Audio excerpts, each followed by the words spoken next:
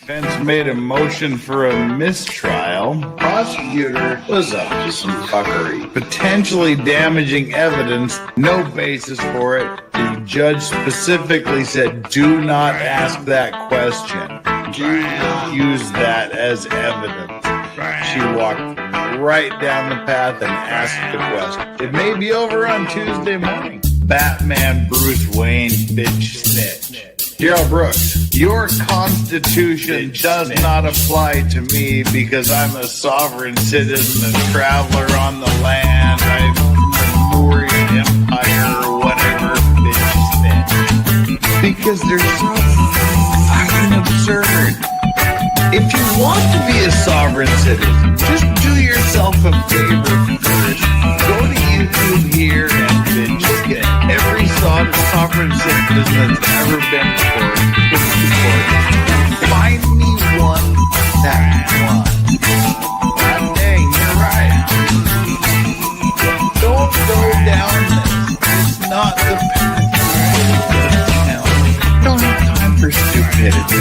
Some clever dick on the internet didn't find the great loophole in all of the world's law. Bitch snitch. God dang, you're right.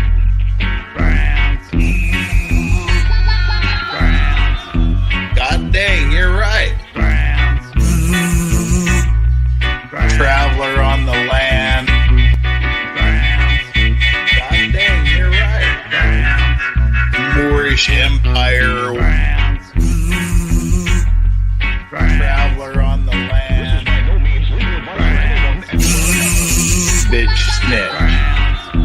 Moorish Empire. God dang, you're right. Traveler on the land. Bitch snitch. The late evening U.S. people. What do you got? I think I can prove to a judge that both of these men had the mens rea. What the hell is a mens rea? It's a legal term the lawyers use. It just means the intention to commit a crime. Okay, come on, let's go. Mens rea? Put the cuffs on him. How could we have gotten mens rea? We take blood? Can you do it without taking blood? We both use condoms. How is this possible? I want to see a doctor. Can I have an independent blood test? Money! I feel sick. What are you doing? Mens rea! Oh! Oh! My God! No! How dare you? How dare you? Well, how dare me not put the mic in front of my face? Wow, how dare me? Mike's okay today. The camera's still being a little bit squirrely. If you saw the Lego stream the other day, the camera was squirreling up a little bit.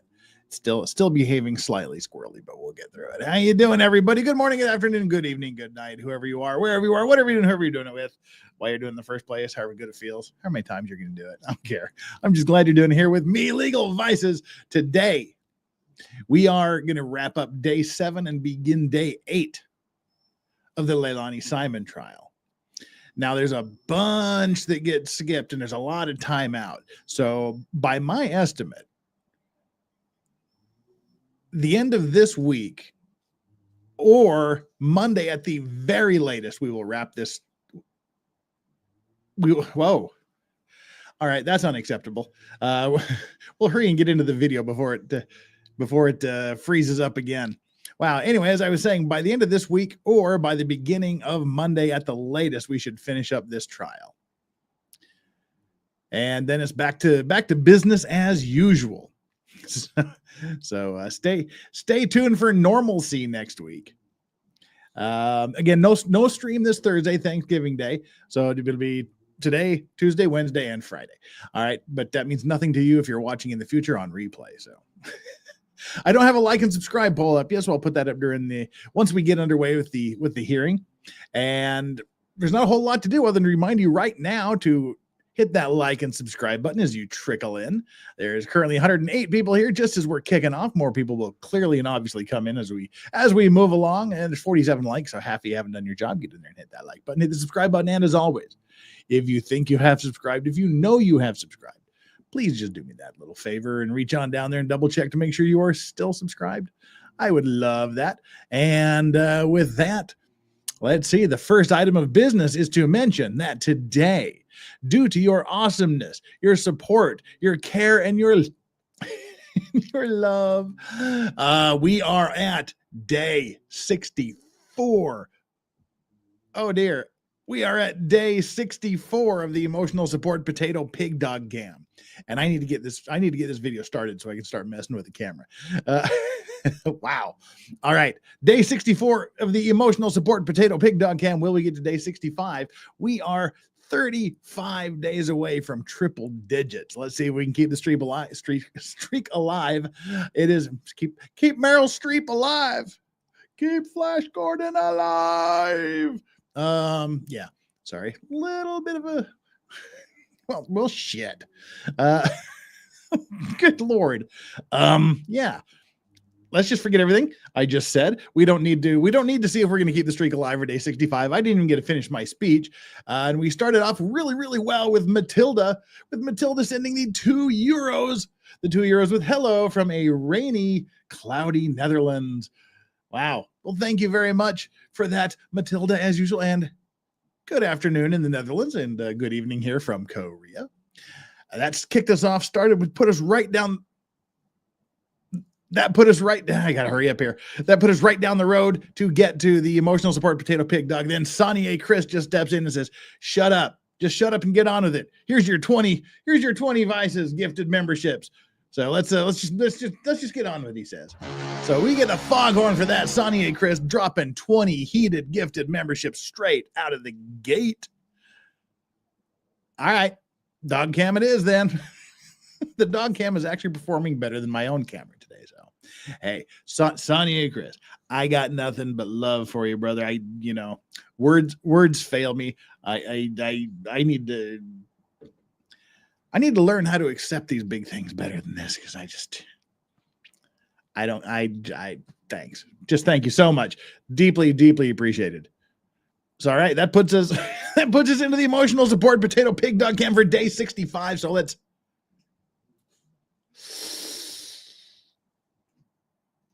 I think I got a loose wire. I think that's what it is. I hope that's all it is. But we'll figure that out. We are done with day 64. We are now into day 65 of the emotional support potato pig dog cam. So let's just do what we've been meaning to do the entire time. I can't see, where did the button go? Where's our button? There it is. It is time once again for the 65th day in a row to issue the command that we all have been waiting for. It is time to release the hose. And here we go. Oh, Lord. And here we go. we got Yoda here today. What's up, Yoda? Uh-oh. Shit. Wow. All right, we're going to get right into this trial here now. Day 7, they're coming back from the lunch break. The last thing we heard was the weird sext messages between LEILANI Simon and her drug dealer.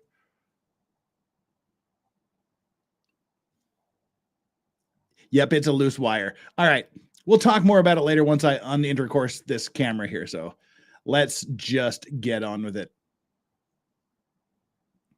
And there we go. All right, very good. Me, I'll just leave the dogs up here. Seat. Welcome back from lunch. So, was everyone able to comply with my instructions not to discuss the case, not to research the case? Yes, Your Honor. All right, excellent. So let's begin. Mr. Dean? Kimberly Johnson.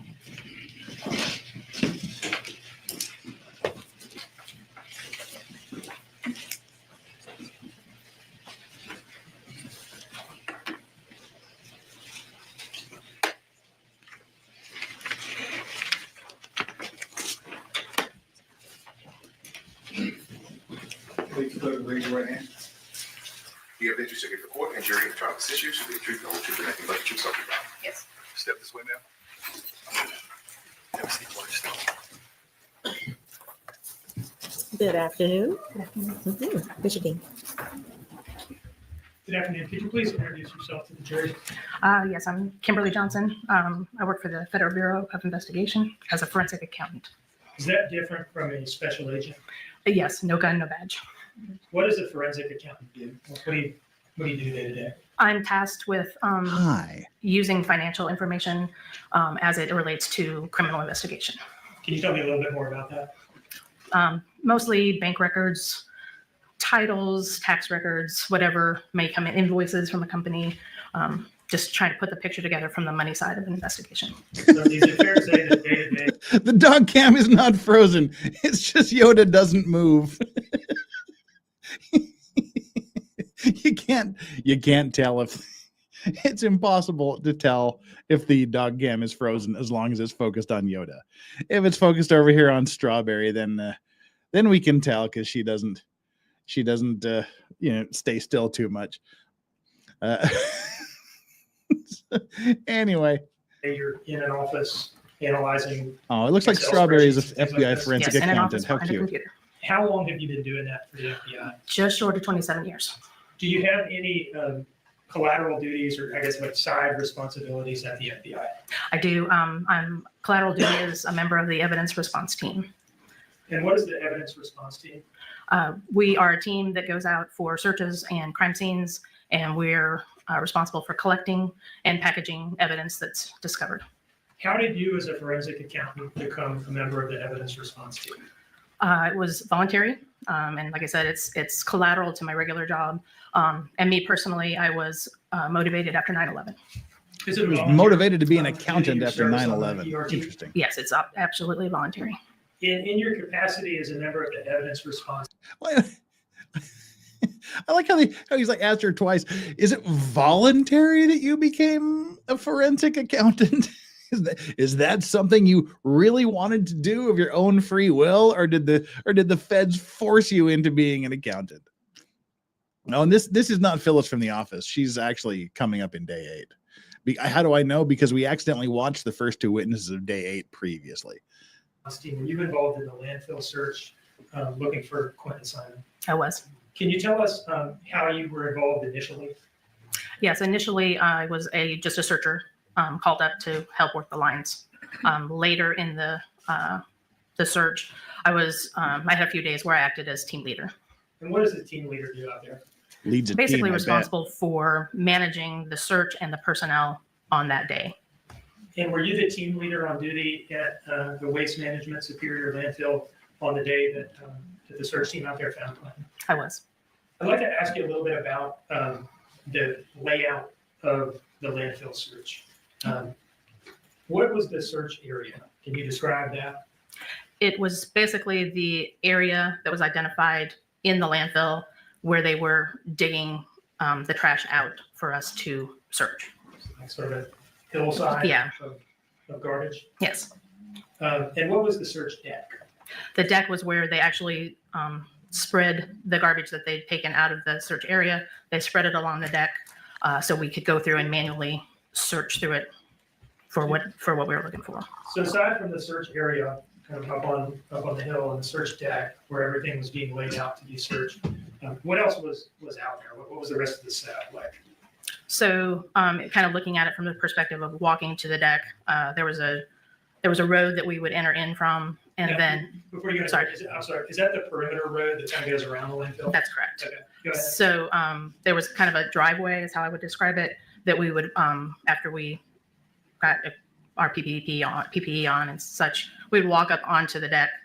So from the perspective of walking towards the deck, on the right side, they had tents and chairs set up for us to be able to take breaks without actually leaving the search deck and having to take all of our equipment off. To the left, there was an area where the deck boss and the logistics people and the safety officers kind of observed us as we were searching. So that's kind of how it's split. What about the forensic anthropologist? Was there a forensic anthropologist out there? There was, and she was, so turning around and walking towards the road, she was kind of, as you exited the driveway, she was on the other side of the road set up in a tent. Then to the right of her, there was a tent with all of the protective equipment. That's where we would grab our stuff. To the right of that, there was a tent where we could sit and put our suits on and everything. There was drinks in there. That's where they would set out the lunches for us to grab. And then to the left of the tent, there was another supply trailer. So that was like extra supplies. So the logistics guys would bring them from there to the tent if we were running low on gloves or whatever. I'd like to ask you a few questions about the different personnel that was or were out there, and their different roles. You've talked about the team leader role a little bit. As a team leader, what sort of gear did you have on a day-to-day basis? Pretty much the same as searchers. We were dressed out in regular PPE. In addition, we had buckets or those silver like catering trays that we would collect items that people found while they were searching that would then go to the forensic anthropologist to scan through. So you had a bucket or a tray? Yeah, like the Home Depot, like the 5-gallon bucket, or like I said, those silver catering trays. And what would you do with the bucket or tray? Just kind of walk me through how that would work. Okay. We didn't want to leave the deck because we were suited up. So there'd be a runner that would come up and meet us kind of at that driveway area and take whatever we had collected from the line and then take it across the road to the tent where the forensic anthropologist was so she could do her screening. What was the process of collecting material from the line? Just what did that look like? You have this bucket in your head. What happens? Yeah, so everybody did it a little bit different, each individual. Most people, when they got dressed, we called it a bone bag on there. They taped it to their suit and used tongs to pull out things that they thought were of interest, and it would go to the bone bag. It saved you from having to call somebody over every time you found something. So at the end of the line, when we were done, it was considered complete. Then we'd go along that line and basically dump everything into the buckets out of the trays and then send them across the road. All right, so it's the individual searchers that have the bone bag, and then at the end of that line, all that gets dumped in the bucket and run to the anthropologist across the road, if I understand you correctly? Correct. Okay. Tell me about the searchers. Who were these people, and what were they wearing and using in terms of equipment? Okay. We had representatives from federal, state, and local departments. I think over the 5-week span, there was over 75 different people that came out just to help us search. The PPE, it started with a pair of steel-toe boots. They were required. And then a white Tyvek suit, which is the white suits that look like paper. They're not paper. They're more like a nylon plastic, not very breathable. So pretty hot. And then we had booties over that we were duct taped. Duct tape that booty. And then a yellow like plastic booty over that, like a taller boot on top of that. So it's like a BBL. It's like a plastic booty over the top. We had safety vest on. We were gloved up. Most people put cotton gloves on, and then what we call a nitrile glove, which is like a surgical glove.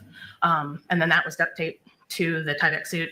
And then we put work gloves on top of that. And then we had boonie caps. Most people, because it has a wide brim, to kind of keep the sun off of us. We were required to wear safety goggles and what we call a half face respirator. So if you can imagine like an oxygen mask is how it fits over your mouth and nose. And then it has like detachable, not reusable, throwaway filters on them. They also were hot, but it helped us keep the smoke down. So we didn't like wearing them, but it was helpful. Like I said, bone bags taped on our hips. I think you mentioned tongs earlier. Was there any other sort of implement that you all would use for the actual searching the lines themselves? Yes, we used, I think they call them fireman's rakes, but they're big 6-foot-ish long, heavy kind of rakes. And they've got 3 or 4 prongs, like wide prongs on the end. It's like a gigantic garden rake trowel. Through the trash and pick out stuff as you're going through it. So now we're going to see some pictures, but I just want to ask you, what does trash look like as you're going through it on the search deck? Every good kitchen has nitrile gloves. Get carried away from our house and then they're gone. But what does it look like by the time that you're out there on the search deck going through it? It doesn't look like a pile of bags. By the time it got to the point where we saw it, it had been shredded and mashed and mixed with dirt. So it's kind of just a gray, muddy looking field. You do occasionally find an intact bag or an intact piece of furniture or a roll of carpet, but most of the things that we found were broken and in pieces. And if we would find like an intact bag, you'd get together with, another person or 2 other people to kind of rip those bags open to make sure that there wasn't anything that was of interest in there, or unroll the carpet rolls. Now, were there heavy equipment operators out there helping you all conduct the search? There were. Can you tell me what kind of gear they were using and what they were doing with it? So there was an excavator on the hill at the search area that would scoop the trash out and put it in a dump truck. And then once the dump truck was full, they would drive it up down to the deck and then kind of bounce along and kind of dump the trash out in kind of a line. And then there was a smaller excavator that came along and kind of spread it so it wasn't quite so deep, spread it thin. So it was a little bit easier to get through because it's pretty heavy. And once the excavator had come and sort of spread it out on the deck, what do you call that? I called it a line. I don't know if people might have called it different things, but I just referred to it as a line. Okay. Other personnel, you mentioned the forensic anthropologist at this point. I think this person has come up. Who was this person? Not necessarily the name, but where they came from and how they got there. Yeah, thanks. I'm not good with names. She was, my understanding, contracted from Georgia Southern University, and she would come out to provide that expertise. And she would normally bring one or two of her students with her to help her with the task. And what was the purpose she was serving out there? What was her function? She was the subject matter expert on the bones and things that we may find. In our roles, I'm no expert at the difference between what this bone looks like and what this bone looks like. So we picked up the bones and then she let us know, if they were of any importance or not. So, okay. So it's like a screening role. A screening role for sure. Might be of human origin. This definitely isn't, that kind of thing. Correct. Now, just to be clear, this is a different person in a different role from the forensic anthropologist at the lab. Oh, yes. Yes. Okay. Why do you need this forensic anthropologist out there conducting this screening role? Do you find a lot of bones in the landfill? You do. Can you tell us about that? Yeah, we probably. Okay, either I completely misheard. I kept wondering, what is the forensic accountant doing out here? So she's a forensic anthropologist. That makes more sense than a forensic accountant in this case. Or was she a forensic anthropologist and then she became a forensic accountant later? And I apologize if I just stuttered there, because YouTube just told me that there's not enough memory to open my window. I completely disagree with you. There, now it's opening again. Now I can see y'all. Hi, everybody. So did I mishear, or I had to have misheard something, because she is most definitely now a forensic anthropologist. At least she was at the time. She is an accountant. She's a volunteer to look for the. Okay. All right. That's what I get, because I was fixing the camera stuff when she said that. So she's an accountant that also works on the search team. Got it. Her main job is the accountant. She volunteered to search for evidence. The anthropologist is someone else. Okay. All right. Because I missed that futzing around to the camera. All right. Good. Thanks for clarifying that for me and everybody else that apparently I'm the only one that was confused, but I'm just going to say, and everyone else that was confused too, to make myself feel better. Let's go. To say hundreds of bones a day would probably not be exaggerating. If you can imagine every chicken wing place, barbecue restaurant, animals that were disposed of, there's a lot of bones. And can you describe kind of how the screening process would work, from emptying the contents of the bone bags into the bucket onward? Yeah, like I said, the runner would come and get them off the deck from us, take them to the forensic anthropologist. I wasn't really involved in her actual process, but she would go through everything that we had picked up and determine if there was anything of human nature. And if not, then it's my understanding that they were then thrown away.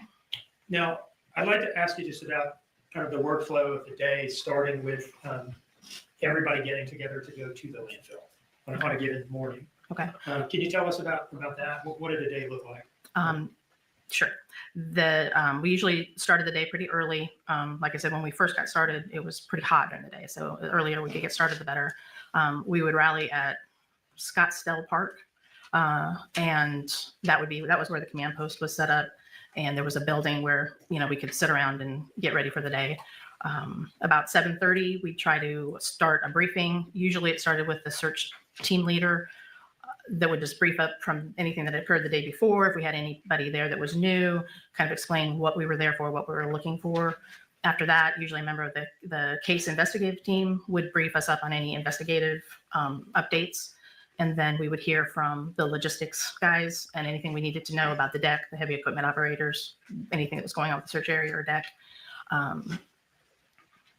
And then the safety officers would just, again, remind us to keep our safety glasses on. Those were really hot, so a lot of times you just want to tip them up a little bit to breathe.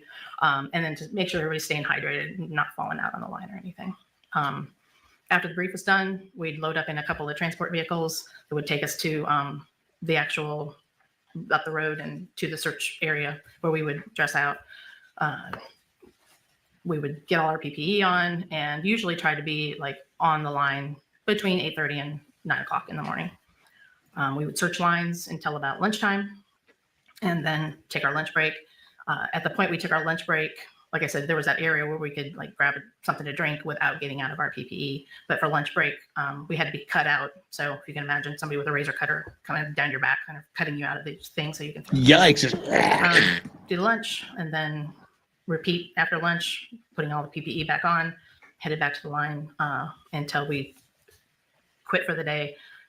Sometime between 4 and 5 usually is what we aimed for. It all depended on where we were in amount of lines, what the daylight was doing, that sort of thing. If there was anything special happening, we would again get cut out. We'd have a brief if there was anything that we needed to relay for that from the day at that point, and transport back to the park, and everybody would break for the day.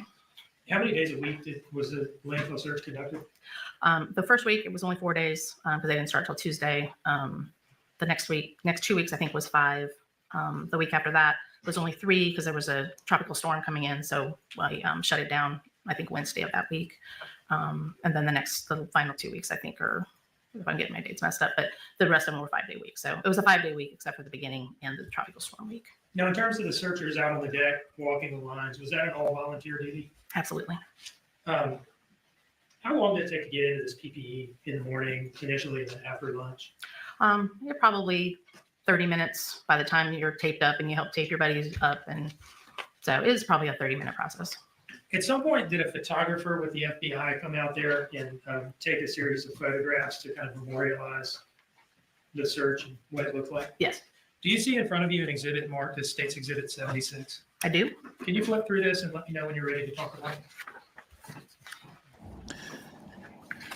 She's probably ready to talk about it right now. She's got to go through the motions.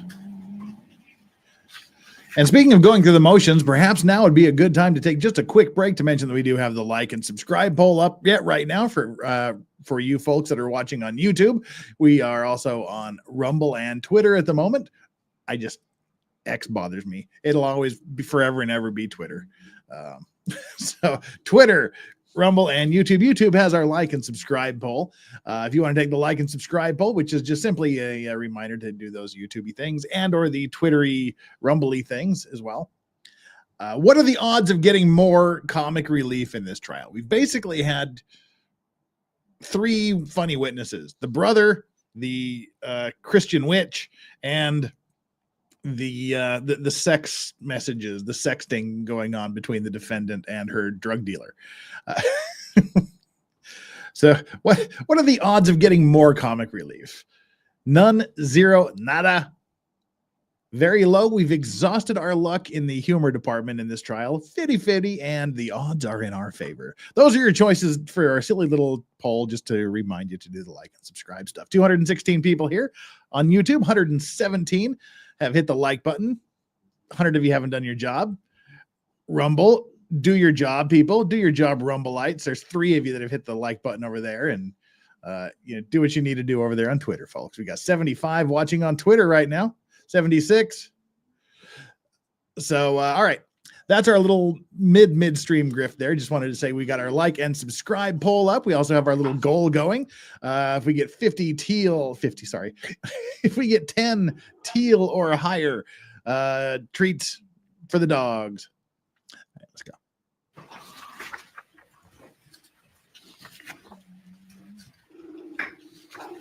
Strawberry Lawn Street.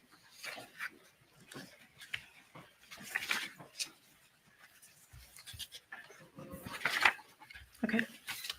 Is this a selection of photographs of the landfill search operation? Yes. Do they fairly and accurately depict the operation as it appeared to you? Yes. Your Honor, I move these in as State's Exhibit 76. No objection, Your Honor.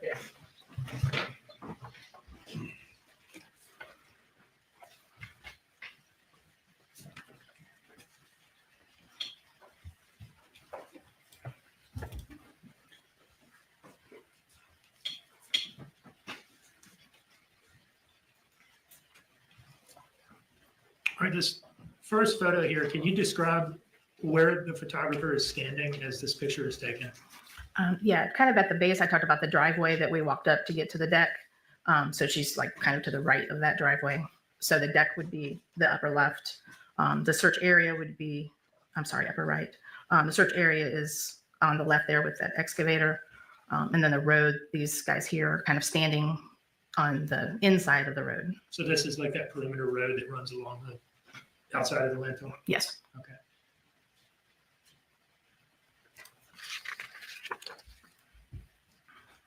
This next photograph, you described earlier, there's an excavator up in the search area that would scoop out trash and load it into a dump truck to be taken down to the search deck. Is that what we're seeing here, this excavator and this dump truck? Yes. And this guy working this excavator and this other fellow standing out here, God, look were they at law that. enforcement or did they work? Somewhere there is a tiny They were little employees of the 20-month-old landfill. baby that is just laying there, and they're digging through trash with that these gigantic machines, trying to find, as the one witness put it the other day, finding little pieces of a little boy. God. I believe one of the heavy equipment operators was from Chatham County Parks and Rec. And I think he just volunteered because he was knowledgeable in heavy equipment operations. So And he probably thought it was funny to have someone from Parks and This Rec next there. photograph, what are we looking at here? those are the boots. So you basically have the booties and the tie, that's the white Tyvek I was talking about. And then these yellow covers went over that. And that's what we were all duct taping with. Okay, so you got There still was those still- boots under this gray booty here. Correct. Over the gray booty, you get the yellow rubber or plastic. Yes. And the bone bags we used, those were actually the bags that the booties came in. So we kind of multi-purpose that. It's about the size of a loaf of bread, if you can imagine that size of bag. So The next photograph, is this on that perimeter road? yes, And then we can see the search area on the far right there. correct. All right, and that, with that driveway thing Probably just off frame To the right, yeah. Okay. What is happening in this picture? It looks like we're suiting up to go back in probably after lunch, giving as bright as it is. About how many searchers on any given day? It varied a lot more in the beginning, like could be close to 40 in the beginning. And then, you know, as people had to split off and go do other things, never less than 20 though, probably 20, 25, 30 on average. The next picture, what are we seeing here? What's happening in this picture?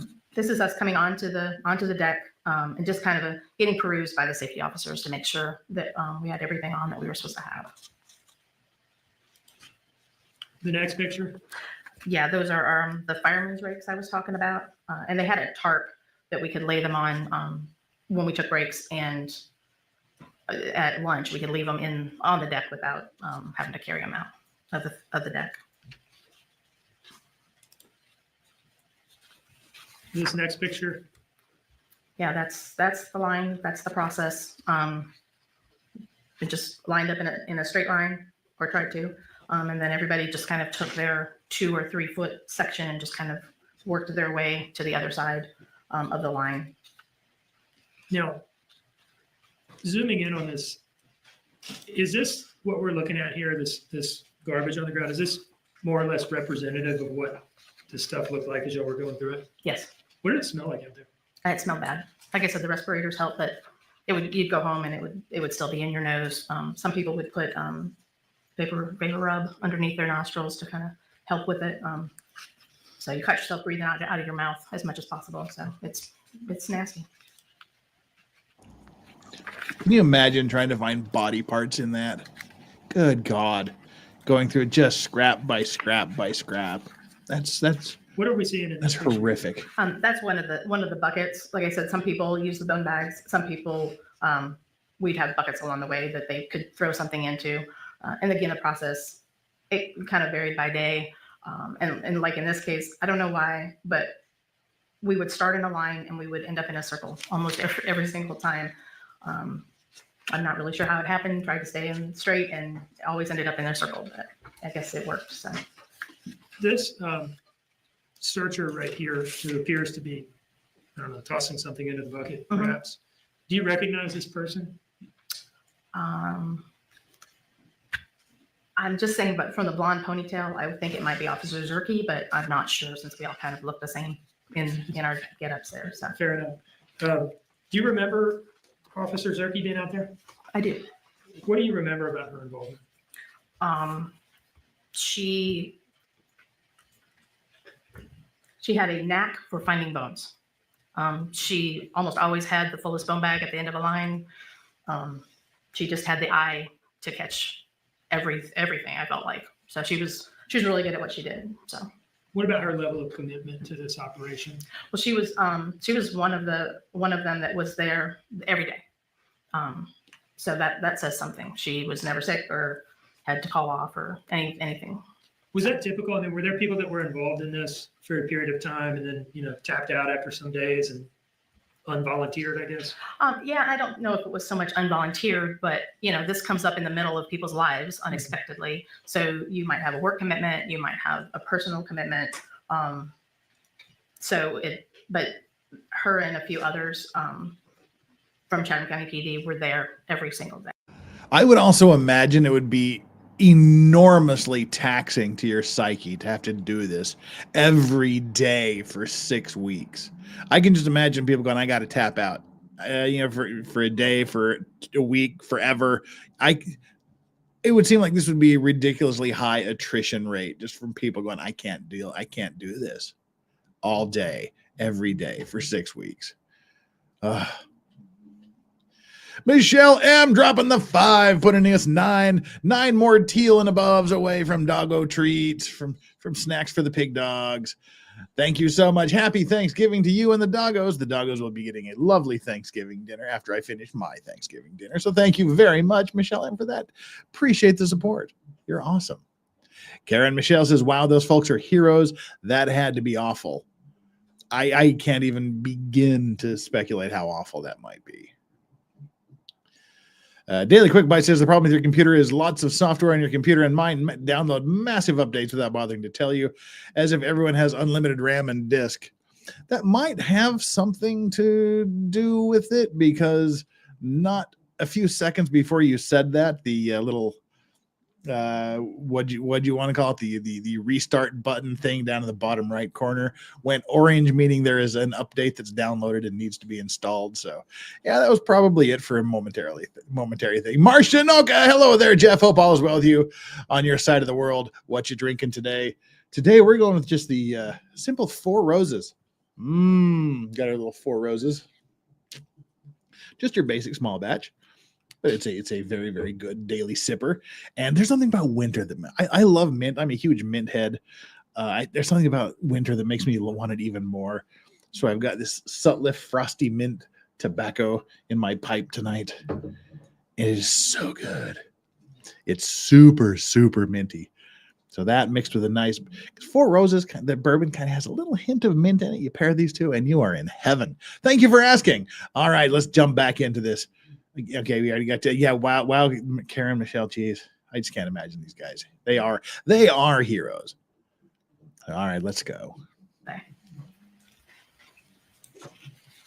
Now, this next photograph with this series of trays here, who are we looking at here? Yeah, I believe that's a forensic anthropologist. Again, with the mask, it's kind of hard to tell, but and that's the catering tray I was talking about. So she would go through those. I separate things out, take a look, analyze it, screen it.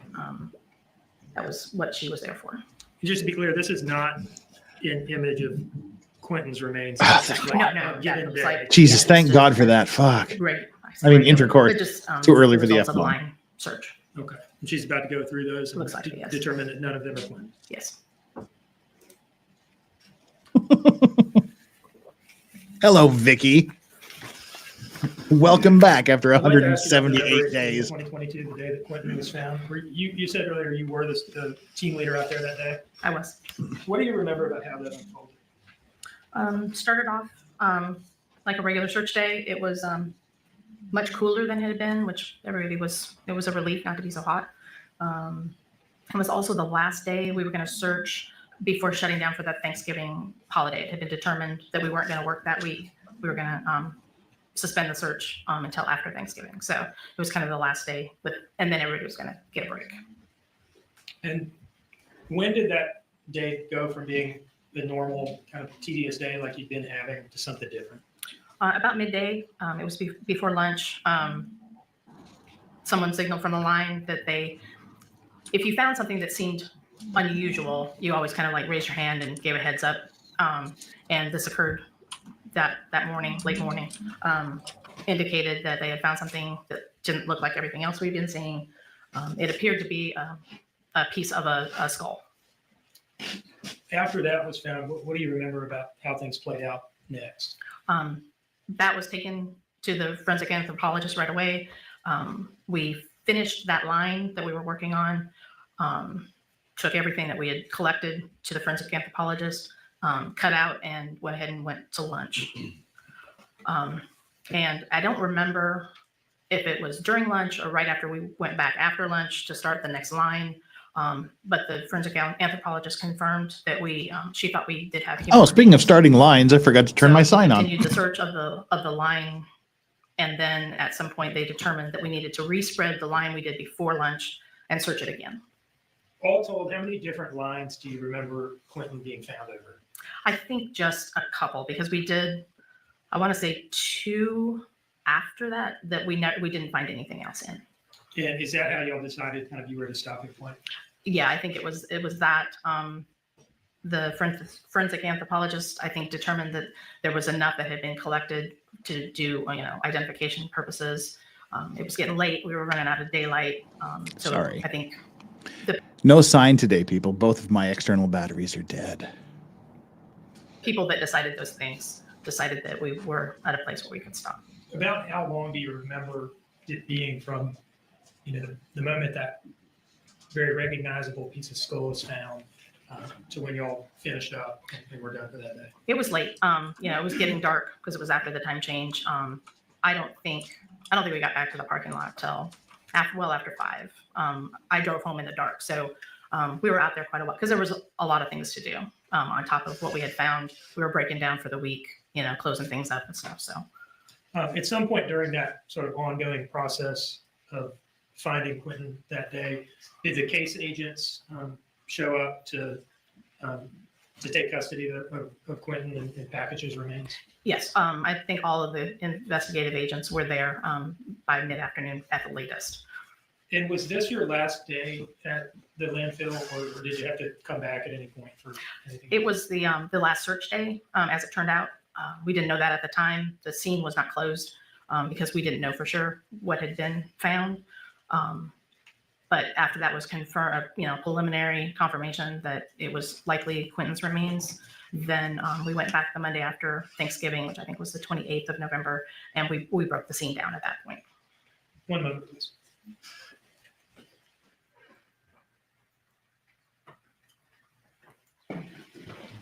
No further questions. All right. All right, thank you.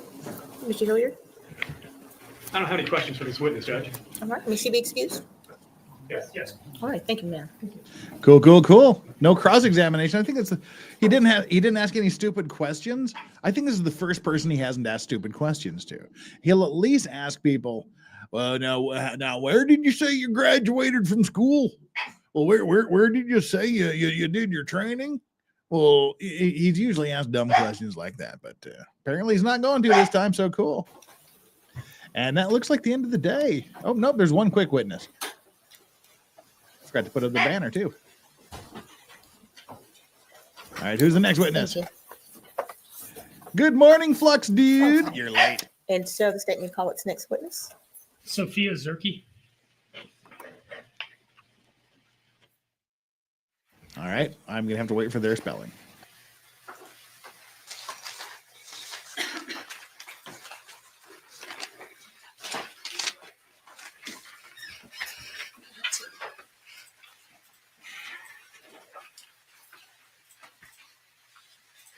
Let's go, Sophie. Oh, it's Officer Sophie to you, pal. Please the clerk to raise your right hand. The evidence you shall give in court and jury and trial. This issue shall be the truth, the whole truth, and nothing but the truth, so help you God. Yes, sir. This way, ma'am. Thank you. All right, good afternoon. Good afternoon. Flux, pay attention. Could you introduce yourself to the jury, please? My name is Sophia Zerki. That is the last name that I'm going to have to ask you to spell. Zurkee. And I take, Go on. thank you. Mhm.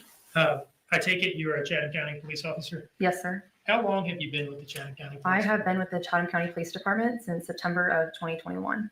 Did you work at any other police Those departments eyes, though. prior to joining the Chatham County Police Department? Yes, sir. Where was that? The Sedgwick County Sheriff's Office in Kansas. Okay. How'd you end up coming here from Kansas? I moved here being in law enforcement. It's a very stressful job. So Georgia offers a lot to do outside of work, the ocean, the beach. So it's very beautiful here. Now you're Yes, here yes, it today is. because you're the first person to find a piece of Quentin, right? Yes, sir. Oh, no, God. Now- Sorry. I'd like to show you slide 8 from State's Exhibit 3, which has already been admitted into evidence.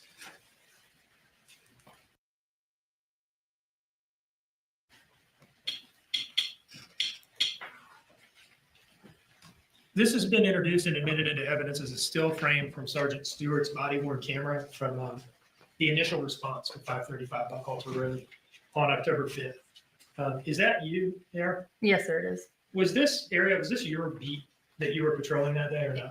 It was not. I was in beat 8 that day. This is considered beat 7. And how did you end up there?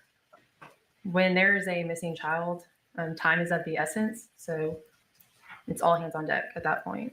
So I went over to assist with the search. And on this day, were you involved in canvassing the neighborhood or the woods or something like that, looking for Quentin? Yes, sir. So is it fair to say that you started looking for Quentin initially on October 5th, Yes, sir. day one? Later, did you become involved in the search of the landfill? Yes, sir. How did you become involved in that? I asked to be a volunteer to help. Did you heard? I mean, I presume you had heard that this was a thing that was about to start happening. Correct. How did you hear about it? Our department. And were they soliciting like department-wide for volunteers or what?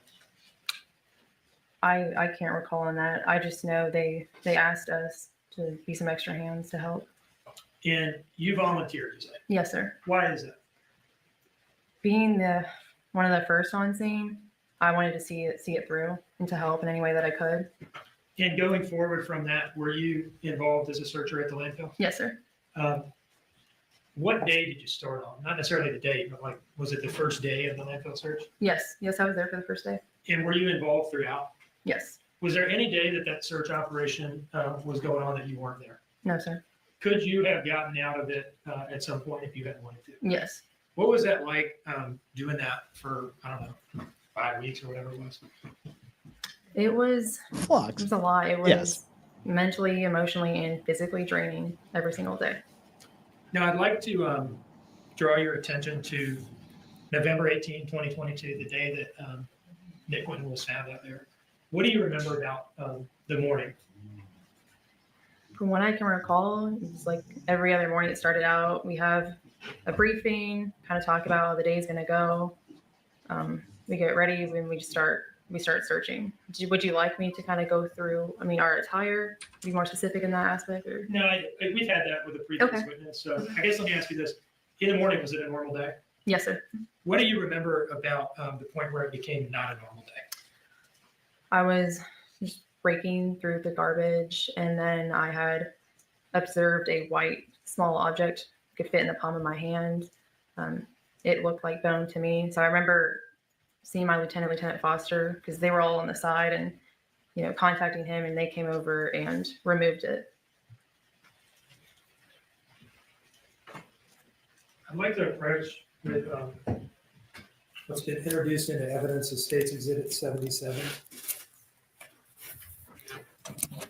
And 77 has been admitted. Is that correct? It has been. Okay. That was the one. Can you look through here and tell me if you recognize the object that you're describing? Yes, I do. Is that it on the first page there? Yes, sir. Can you pull this out and display it to the jury, please? Yes, this is the object that I was talking about. What do you remember happening from there? I just remember notifying my lieutenant and then coming over and collecting it. And then after that? We continued to search. And did you yourself find any more items of note? I don't recall, because really any items that we found that we thought were potentially bones, we would put in the buckets for them to collect and to get tested. So whether or not specifically I found any other items that were tested. Yeah, it's a difficult thing for you Right. to answer, right? Let me ask you this. After having been out there for weeks, going through line after line, tell me what it felt like to see that little piece of Quentin's skull and pick it up and realize. Oh, God. It was heartbreaking. Was it rewarding also? I have no further questions, Ronnie. Oh, come on, Dean. You made her cry. Shame on you. Oh. I don't like Dean anymore. I don't have any questions, Judge. Smart move. Smart damn move, defense lawyer guy. I really think you didn't have a thing to say to the last witness. This one you probably had questions for, but you were smart for keeping your damn trap shut. Smart move. Although you have deprived us of seeing her on the stand for a little bit longer. All right, I think that's the end of day 7.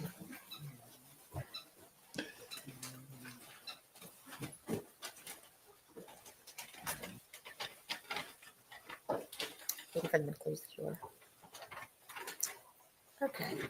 And so at this point, Mr. Dean, does the state have another witness to call today? One moment, please, John. I doubt it, because the video ends here in a minute. Not today. Thank you. And with that, ladies and gentlemen, we have an early day. Never quite know what we're going to have, but today is an early day.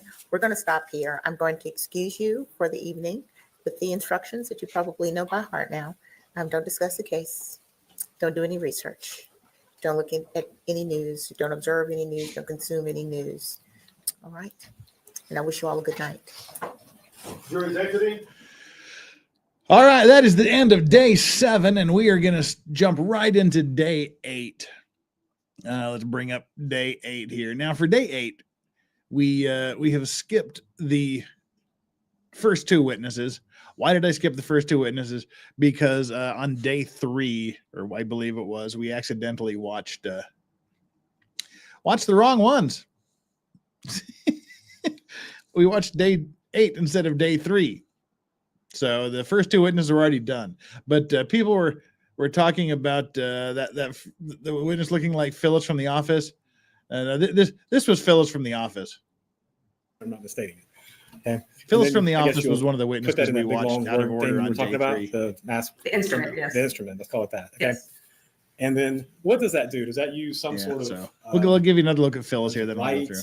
gas? I mean, I don't know how that works. So how does the instrument actually work at detecting things? Okay.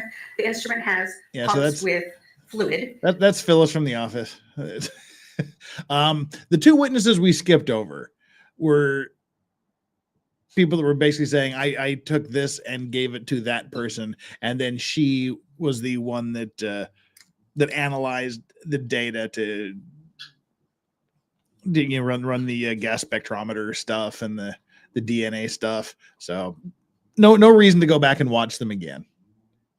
They didn't really add to the drama of the case at all.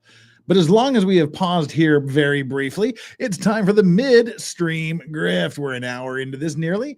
And let's see where we stand. We currently have 258 concurrent viewers on YouTube, a bunch, like 24 on Rumble, and about 80 something on Twitter, for a grand total of 373 current viewers. And everybody hit your respective like buttons and subscribe to me on YouTube if you haven't already done so. It's a great place. We have the greatest chat on the internet right here on little old YouTube. We keep our auxiliary things open just because, but YouTube's the place to be. And let's see our like and subscribe poll. How are we doing so far? We've got about a day and a half left of this trial because we just skipped through the entire morning of day 8. What are the odds of getting more comic relief? Because we had comic relief with a brother who's still pissed at the FBI after 2 years because they didn't give him the free pizza they promised at the end of his 17-hour interrogation. And he just gave hilarious testimony, basically. And we had the Christian witch lady who said that that she summoned the ghost of the deceased toddler with a Bible and a candle, and he told her that she was guilty and what she did. And then we had the sext messages between the defendant and her drug dealer last Friday that were really funny, painfully funny. So what are the chances of having more comic relief in the last day and a half? None, zero, nada, says 17% of you. 21% of you say the odds are in our favor. 27% of you say fitty-fitty, but 35% of you pessimists say very low. We've exhausted our luck in the humor department. So, all right, let's see. We'll see how this goes at the end of the day. Come on, Straubs, you got to do it. You can't do this. You can't. She's just trained that when I start talking, that means she can start yipping and I'll give her a treat or something, but that ain't going to happen.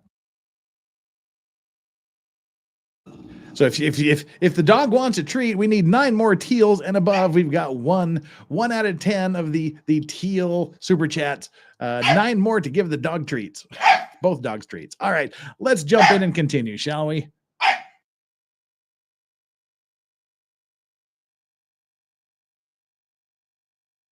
I forgot to hit play. The evidence you said you report injury in the trial. This issue should be the truth, the whole truth, and nothing but the truth. So, Yes, sir. All right, good afternoon. Good afternoon. Doctor, will you tell the jury who you are and where you work, please? Absolutely. My name is Laura, Lora, Darrisaw, Darrisaw. I work for the Georgia Bureau of Investigation. Wait, her name is Laura and she pronounced it Lawara? Wait, what? Will you tell the jury who you are and where you work, please? Absolutely. My name is Laura, Lora, Darrisaw, Darrisaw. I work for the Georgia Bureau of Investigation, the GBI. All right. And what do you do at the GBI? I'm a medical examiner at the GBI. Medical examiner Laura Darrisaw. I must admit, I've never heard Lora pronounced Loara before, but hey, whatevs. Will you tell the jury a little bit about your background, your education, your training to be a medical examiner? Yes, ma'am. I received my Bachelor of Science degree in Electrical Engineering from Marquette University in Milwaukee, Wisconsin. I then received my medical doctorate degree from the Medical College of Wisconsin. Following that, I did 4 years of residency training in pathology at the hospitals of the Medical College of Wisconsin, which trained me to be a general pathologist. And then I did specialty training in pediatric pathology at Baylor College of Medicine in Houston, Texas. And I did, that was a 2-year fellowship. And then I did 1 year of specialty training in forensic pathology, and that was at the GBI through the Medical College of Georgia. And how long have you been a medical examiner with the GBI? Since 2004. So about 20 years. We have Aussie Raiders, Aussie Overlord rating us. Thank you. Welcome, Aussie Overlord Raiders. Great to have you here. Make sure you hit that like and subscribe button on your way in. Let's get back to the hearing. Yes. Your Honor, the state would tender Dr. Darrisaw as an expert in forensic pathology at this time. I'm familiar with Dr. Darrisaw, there's no objection. All right, the witness is so qualified. Thank you, Your Honor. And actually, I think it was 2002. I'm sorry. Yeah. Oh, 2002. 22 years. Yes. All right. Can you explain to the jury just briefly what the duties of a medical examiner are? So yeah, primarily the duties of a medical examiner are to examine people who have died in certain circumstances. Generally, the circumstances are that individual has died suddenly and unexpectedly, or has died from unnatural type events such as traumatic events. And the purpose of the role of the medical examiner is to determine the cause and manner of death by doing an autopsy. Tell them also what an autopsy is. Bump up the size of the. So an autopsy is an Yeah. examination of a person who's died. There's two major components to the autopsy. The first component is external examination. The external examination is very similar to the type of examination that we get when we go to the doctor as live people. We get our height and weight taken. The doctor examines our external body, and that's what the pathologist does. And then in an autopsy, there's also an internal component. And with the internal examination, the body is cut in such a manner as to remove the organs that are in the body cavities to evaluate those organs. And then, like I said, the purpose of doing external and internal is to determine the cause of death and then a manner of death. Okay. And when you do an autopsy, what sort of clues are you looking for that can tell you the cause and manner of death? I realize that's a long list, but could you just give us an example? Yeah, sure. Briefly, so to even begin an autopsy, we begin with information about the death, the circumstances of the death. And that is the same as when we go to the doctor. We have to tell the doctor why we're there. We have certain symptoms. There's a reason for us to be there. And that's the same with an autopsy. There's always some degree of information of the circumstances of the individual's death that we have to start with. Some of those circumstances are obvious in terms of the cause of death. We know that a person has gotten shot, and so it's kind of obvious that they died of potentially gunshot wound. And in that instance, the autopsy documents the wounds, provides vital information for court purposes in terms of getting the bullet, for instance. In some instances, a person may die in bed, and we get information from family members about their history, and then that may give us clues as to why they died. So we always have to start with some pieces of information concerning the circumstances of their death. All right. And is looking at someone's medical history a normal part of performing an autopsy to see what sort of health they were in? That's correct. Moving to this specific case involving 20-month-old Quentin Simon, after remains were found in this case, do you recall being consulted by members of the district attorney's office? Yes, I do. Okay. And did they come and meet with you and show you photographs of what there was as far as remains? Yes. Okay. And then are you aware that those remains went to the FBI? Yes, ma'am. To a forensic anthropologist? Correct. Okay. After the FBI was done, were the remains sent to your office? Yes, following the FBI examination of the skeletal remains of this child, I did receive those skeletal remains, and my examination was limited because the FBI was primarily involved as anthropologists, and I'm not an anthropologist. So my involvement in terms of evaluating the skeletal remains was inventorying the bones that we received. Okay. Now, in a situation where the remains are primarily bones, would you be able to perform an autopsy? No, not in the sense of obviously what I've just described to you as a complete autopsy on an individual who, let's say, is an intact body. So when there's only bones, it's going to be very limited ability to be able to provide enough information to say how a person has died. Okay. And so is it normal in the situation where the remains are basically bones for a forensic anthropologist to be consulted? Yes. I would like to talk to you about one specific potential cause of death, and that is what is commonly known as sudden infant death syndrome, or SIDS, as people here call it. What is the medical term for that? So SIDS is sudden infant death syndrome. That's the acronym for SIDS. And SIDS is actually a definition of a death. It's not anything that one finds in a child. So it's a very strict definition. SIDS is defined as a death in a child who's 1 year old or less, whereby the autopsy doesn't identify any specific cause of death. The autopsy doesn't identify an infectious disease process or trauma. So we call these negative autopsies. And so the autopsy is negative. In addition to that, the definition of SIDS also requires that the investigative information doesn't reveal any suspicious circumstances surrounding the death, or the investigation doesn't reveal any, for instance, in a sleep environment, not an unsafe sleep environment that may cause a child to asphyxiate or suffocate. So it's very strictly defined as being a negative autopsy in a certain age, 1 year old or less, and no suspicious circumstances. Okay. So a 20-month-old child would be too old to fall under the definition of SIDS. That's correct. Give me just 1 minute. All right, that's fairly straightforward. Dude.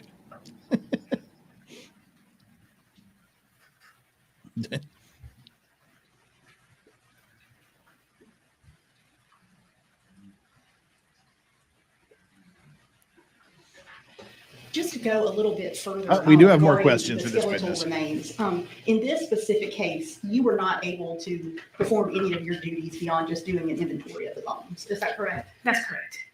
And in this case, this wasn't just like remains found lying out somewhere. They had actually been in a landfill and had damage done to the bones. Correct. Subjected to, environmental damage as a result of being in the landfill. That's all the questions I have. Thank you. Here we go with the dumb questions. Stephanie, Dr. Jaroslaw, how are you? I'm good. Good afternoon. So when you received the remains, you weren't able to conduct the normal autopsy, so you couldn't remove any of the organs or tissues or anything like that because you just didn't have them. Correct. And if I'm understanding correctly, did you receive any tissue samples, or was it just the bones you received? So in the inventory, everything came to us from the GBI, packaged in bags and multiple bags. Mostly everything was bones. There was small material that could not be definitively identified as organs or skin, but there was some degree of what we would identify as soft tissue. Okay. So there was some soft tissue. Yes. And did you perform any testing or anything on that? I did not know. Okay. Were you asked to? No, sir. Okay. And I was just curious. You said that, of course, in this particular case, when you say you perform an external examination, I assume that means you would look at the body in its normal state in a normal autopsy. In a normal autopsy, yes. And that wasn't possible here, right? That's correct. Okay. And same thing with the internal examination. Again, you'd see a normal body and you would be able to, not trying to be graphic, but you split ribs and the cranium and be able to pull the organs and tissues out as needed, correct? Yes, we make the routine cuts to gain access to the organs in the body. And again, you weren't able to do that here. Correct. But you also mentioned the other thing a minute ago to Ms. Parker, that you were told the circumstances surrounding the death. I'm curious, were you given any of the circumstances surrounding the death, or were you just given the bones and the tissue sample? No, I knew the circumstances surrounding the death. Our office was initially informed of the death in October of 2022, that this child had been missing for a period of time, and then the skeletal remains had been, or some of them, the whole body was never recovered. Skeletal remains had been retrieved. I got the bones to look at. Basically, my looking at them was limited, and that was in March of 2023. Okay. And you mentioned one thing, Ms. Parker, too, was talking about asphyxia or suffocation. We understand 20 months old is a bit old for SIDS, correct? Correct. But it's not too old for us to asphyxiate, correct?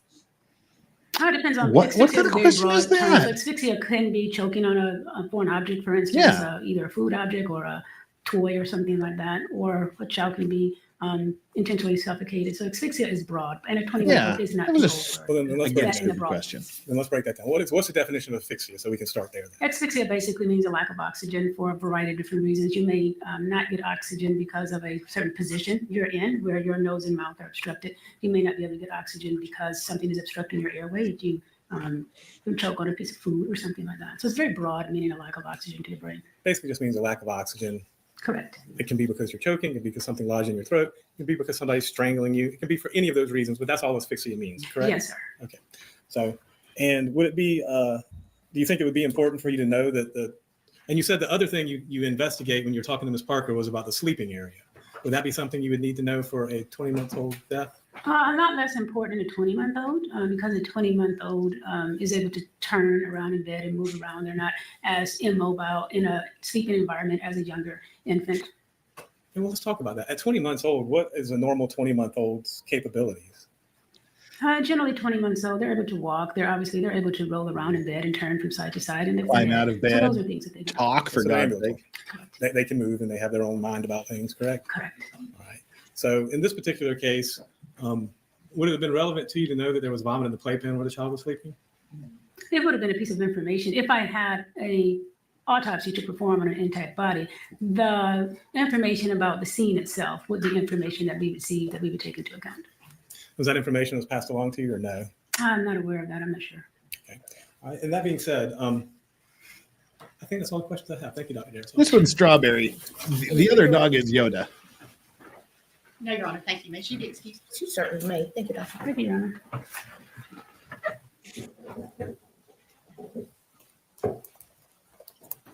Yeah, you're all saying the right things. And while we switch up the witnesses, just a couple super chats to get through here, peeps. Wings dropping the $5 heat for the doggy treats. Thanks, Jeff, for all you do. No, thank you, Wings, for being here, and thank you for the support. Joe Choi with the £5. I bought a bottle of peach soju for work. Not tried it yet. Wait for a day you really don't care about a nasty hangover and then try it. Let's see. Peach soju is a thing. I hope you enjoy it. All right, everybody. Thank you for that. We are now 7 teal or more, 7 teal or higher away from treats for the dogs. Let's see what our next witness is. And let's see if we get doggy treats. Okay. The state may call its next witness. Maryan Lemons. Hey, Maryan Lemons is back. Her 3rd time on the stand. Wow. Flux, don't feel bad that the other officer had to leave. Maryan's back. We have to take care of Flux. She needs her ladies. The lead investigator, Maryan Lemons, returns to the stand for the 3rd time.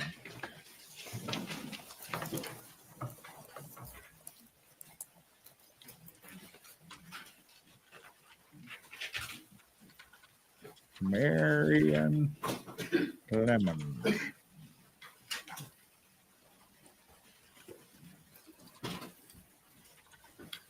I think when we left off with our last fact witnesses before we moved into the expert witnesses, where we were at is that the team had found Quentin, right? Yes.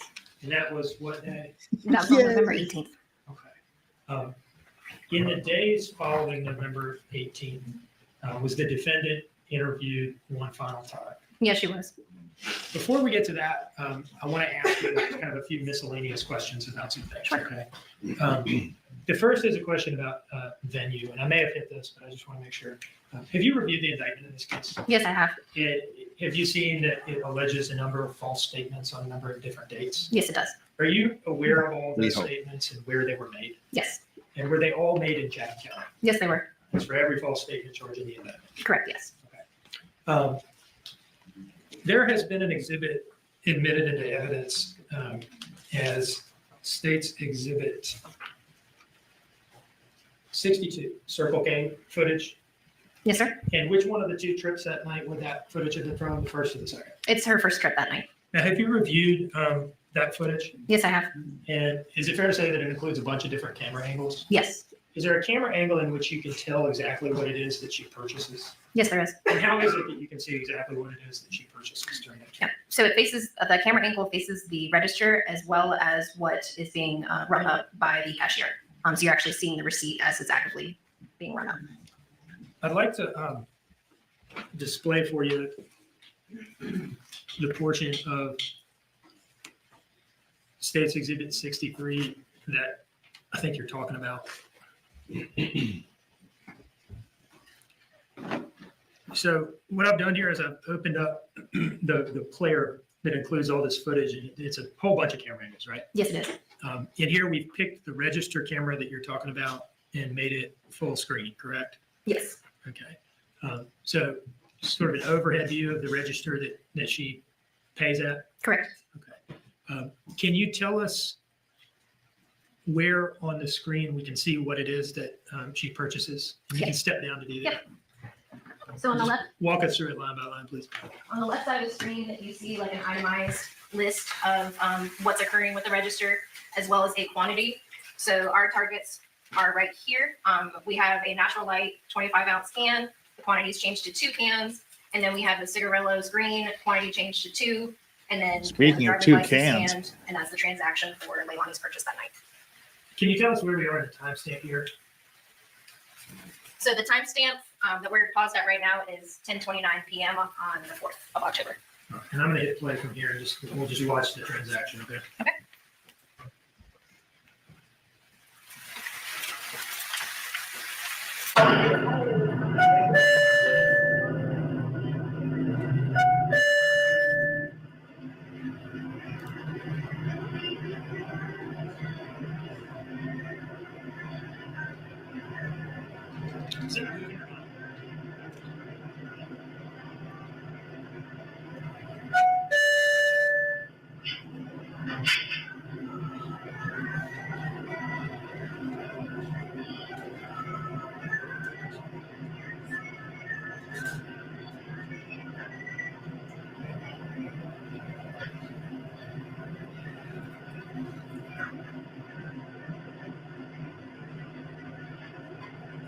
thrilling video.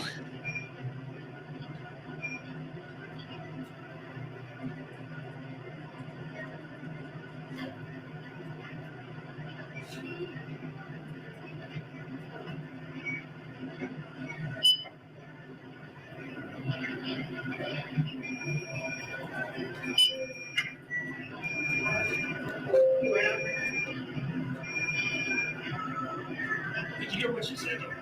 I believe she asked for mellows or cigarettos.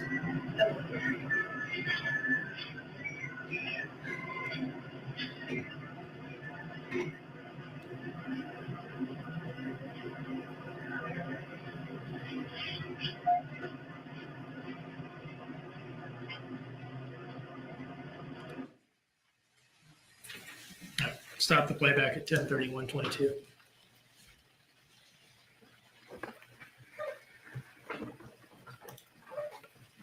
Now, moving on to another miscellaneous item. Do you remember hearing Officer Schenker of the crime scene unit or forensics unit talking about the substance that was found in the back of the Dodge Journey? Yes, I did. Did you look back at the file to see whether you could figure anything out about what that was? So in Schenker's testimony, and it was previously mentioned, we believed it was like a rice cereal. That's also what Ms. Leilani told us it was. All right. And have you prepared an exhibit to address this issue? Yes. Ooh, rice cereal exhibit. Cool. Yes. No, that's not cocaine in the back seat, officer. It's powdered rice cereal. Yeah, that's what it is. I'd like to approach with what I've marked as State's Exhibit 94A and 94B. Okay.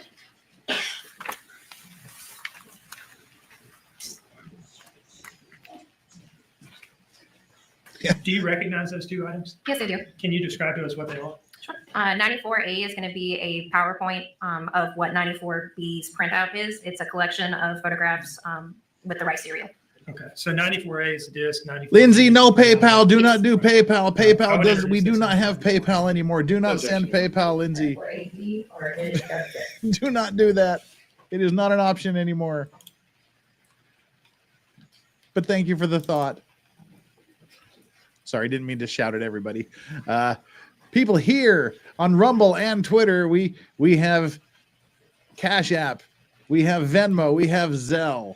We do not have PayPal. PayPal will go in the ether. If you'd make a PayPal, cancel it.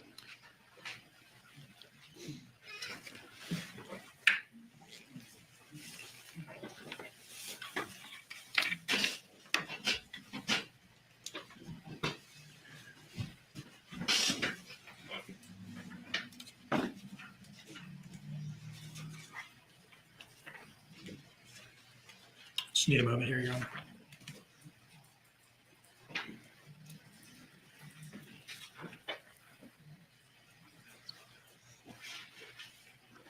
Yeah, well, they're taking a moment. The reason we got rid of PayPal is they suspected me of some sort of weird behavior. They don't like it. I've heard them freezing other people's accounts. They just seem to generally suck for receiving money. So we don't do that anymore.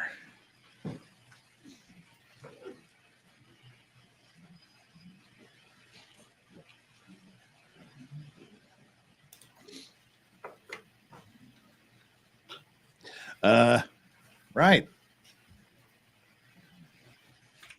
Hard not to have to. All right. I think I've got this working right now. And I'm trying hard not to have to ask for a recess here because we're in the home stretch. Okay. What is this first slide here show? So this is a photograph of the back of the Dodge Journey that was taken on 10/6, and it's kind of just a Okay, I hope that's not cocaine. when they said they found white powder in the back of the vehicle, I just thought a few flakes, and I thought that would be sort of weird if there were just a few flakes of powdered rice cereal. But yeah, I hope that's not cocaine in the back there. Scarface car, right, Jim? Yeah, well, we can safely assume that's not cocaine. Why? Because she's not still in there snorting it all up. displaying the rice cereal in the back of the vehicle. appears to be pretty evenly and widely distributed. Yes, it is everywhere. Really? What did I Moving to the do? next Oh, slide. me? Oh, What is PayPal? this? Yeah, they What do we suck. see here? This is just a short clip of the interview that we conducted on 10/5, where she's explaining what that is in the back of her vehicle. Now, just to make sure we're clear here, the date stamp in the top left corner says 10/6. Can you just, I'm not trying to catch you, I just don't want anybody to be confused. Yeah, it's the 10/5 interview, but it's early in the morning on 10/6, so technically it's the next day. Almost 5 minutes after midnight. Yes. Okay.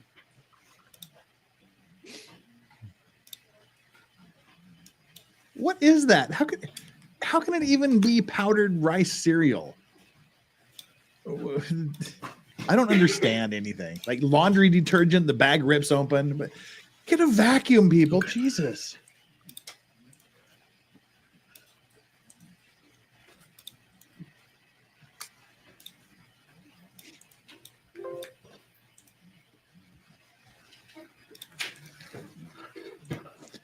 I will tell you that the Sutliff Frosty Mint Tobacco with 4 roses is exquisite.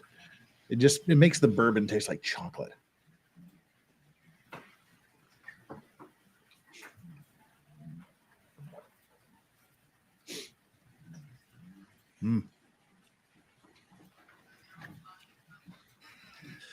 Well, Kate, you know what? Yeah. Or something to mask a smell, or just something to cover the back seat. To cover up any evidence that might be there. Yeah. I hadn't thought about that, Kate, but that makes a damn lot of sense. Yeah, I'm sorry, I guess I haven't asked for That makes a lot of sense, Kate. All right. 5-10 minute break. We'll see how this goes. All right. So, ladies and gentlemen, no research, don't discuss the case, and you're going to take a quick break. All right. They got a boomer break here while they figure out the audio video equipment. Yeah, we don't know what it is. Hopefully she'll tell us, because I'm curious now. I think Kate's onto something to hide or mask the smell, or cover stains. Ooh, this is the most watched portion of the video. So let's see what happens. Moving on to the next slide. Containers of the rice cereal. Maybe it was rice cereal, for God's sake. But still, maybe she crushed it up to cover something. See, now I hadn't even thought of that, Kate. So now that's all I don't care what it was. It was there to cover up shit. That's the story I'm going with. I completely and fully believe that. Whatever that was all spread all over, that was there to mask smells, to cover stains, to soak up whatever, to throw off cadaver dogs, whatever it was. I think it was put there for a reason. That wasn't just something that accidentally fucking happens in the back of a car. To that extent. Containers of the rice cereal. Like rice cereal. Moving on to the next slide. Wait. Let's go back a little bit here. All right.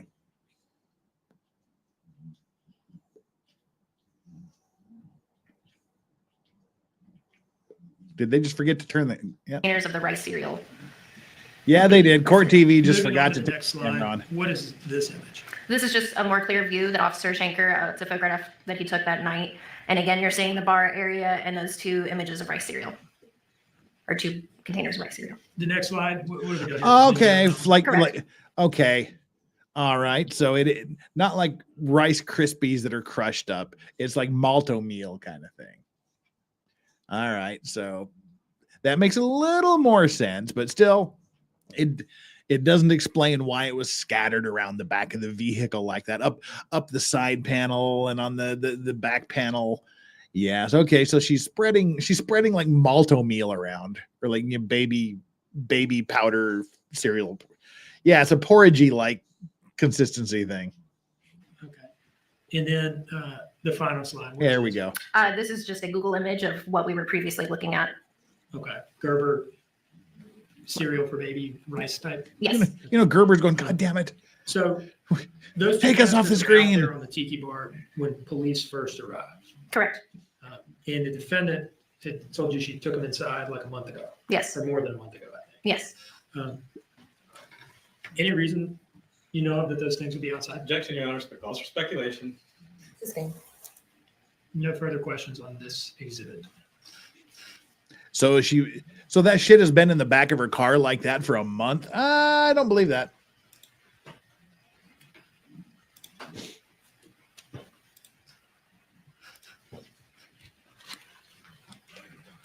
Let's talk about the final interview of the defendant. What was the date again? Her final interview was on November 21st And where was it conducted? at the FBI office. By this time, Quentin had been found on November 18th. Yes, he had. And at this point, had you taken out warrants, at the time of this November 21 interview, had you taken out warrants for the arrest for the defendant? Yes, I did. Now, were y'all bringing her in there in part at least to notify her that the remains had been discovered? Yes. And did she know that before she entered the interview room with y'all and was told that? That the remains were discovered now. Did she know before the interview began, though, that she was being arrested? She assumed so, yes. Okay. And y'all, who did y'all correspond with to get her in that day to the FBI office? Yep, her mother, Billy Joe. And she had been told that the defendant was being arrested that day, right? I don't believe we told Billy either. I believe they both just assumed that's what was happening that day. Okay. Where in the FBI office did the interview take place? It's in the interview room, which is in like the front corridor area. Now, is it fair to say that this was the first interview in which she was not free to leave? Yes. It was in police custody at this point. Yes, she was. Given that, did you all, at the outset of the interview, advise her of her Miranda rights? Yes. Did you advise her of her right to remain silent? Yes, there's a form that we read. Yeah, to that would her, be the and Miranda we rights, provided her counselor. with one to read as well. Did she indicate to you that she understood all those rights? Yes, she did. Did she have any questions about any of them? I don't believe she did, no. And did you all ask her whether she would waive those rights and agree to speak to you? Yes. And did she do that? Yes, she did. And was that agreement memorialized on the form that you've discussed? Yes. And did she also memorialize her understanding of each of her rights by initialing next to each one of them? Yes. I'd like to approach with what I marked as State's Exhibit 80.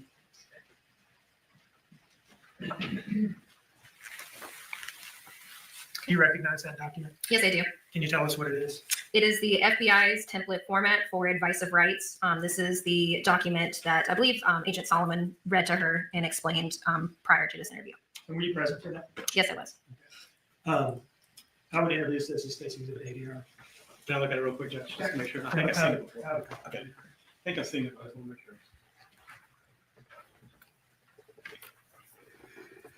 No objection, Your Honor. All right, 80 is admitted. Now, how long roughly was this interview in its entirety? Almost 3 hours. Not gonna watch the whole thing. No. Right? Did it, like some of the other interviews we've heard about, start with this kind of long period of rapport building? Yes, it did. And eventually, did you all get into the substance of that? Yes. Have we prepared a disc containing a few excerpts from this interview? Yes. And do those excerpts capture essentially what her story was for that day? Yes, it does. I believe it was Sonia Chris.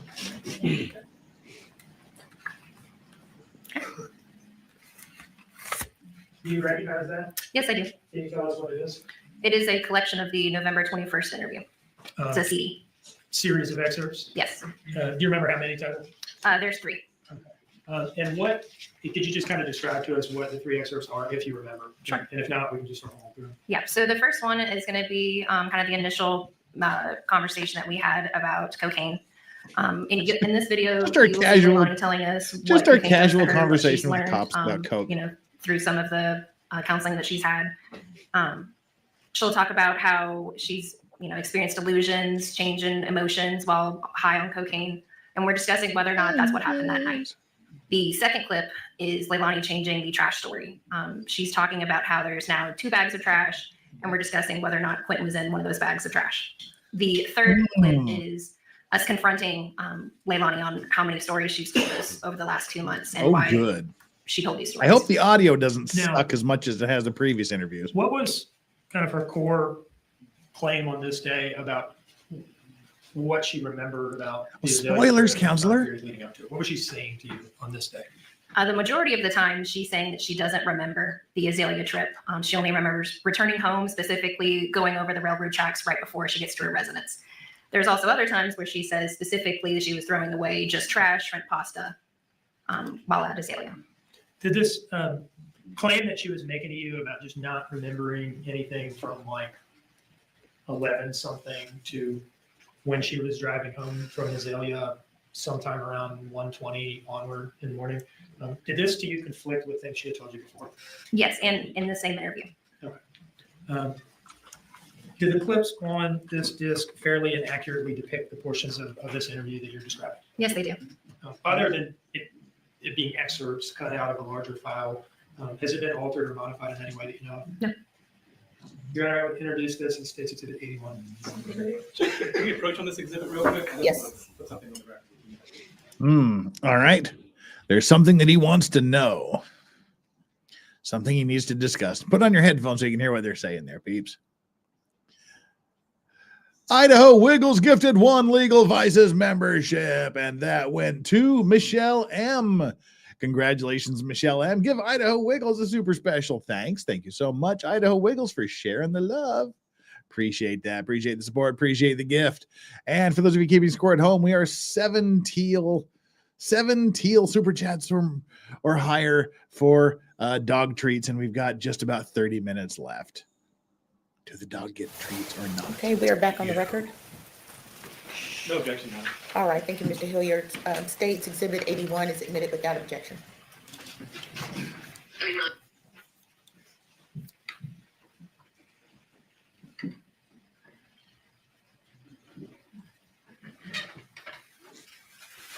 Before I play, where are you in here? I'm right next to Agent Solomon, to her right, but I am off camera. Occasionally you'll see my arm, but majority of the time I'm off camera. This is the first file on the disc. It is 20 minutes and 1 second in length, and I'll play that now. The substance I consume alcohol, so I know 100 versus several drinks feels. So how does it the equivalent of that? Like, if you had your normal, like, what does it feel like to be, triple your normal? Honestly, time goes by quickly. You know what I mean? It's almost like you're just come up with a little bit. If that makes sense. You're so high, you kind of lose touch with reality. So that's how I usually feel.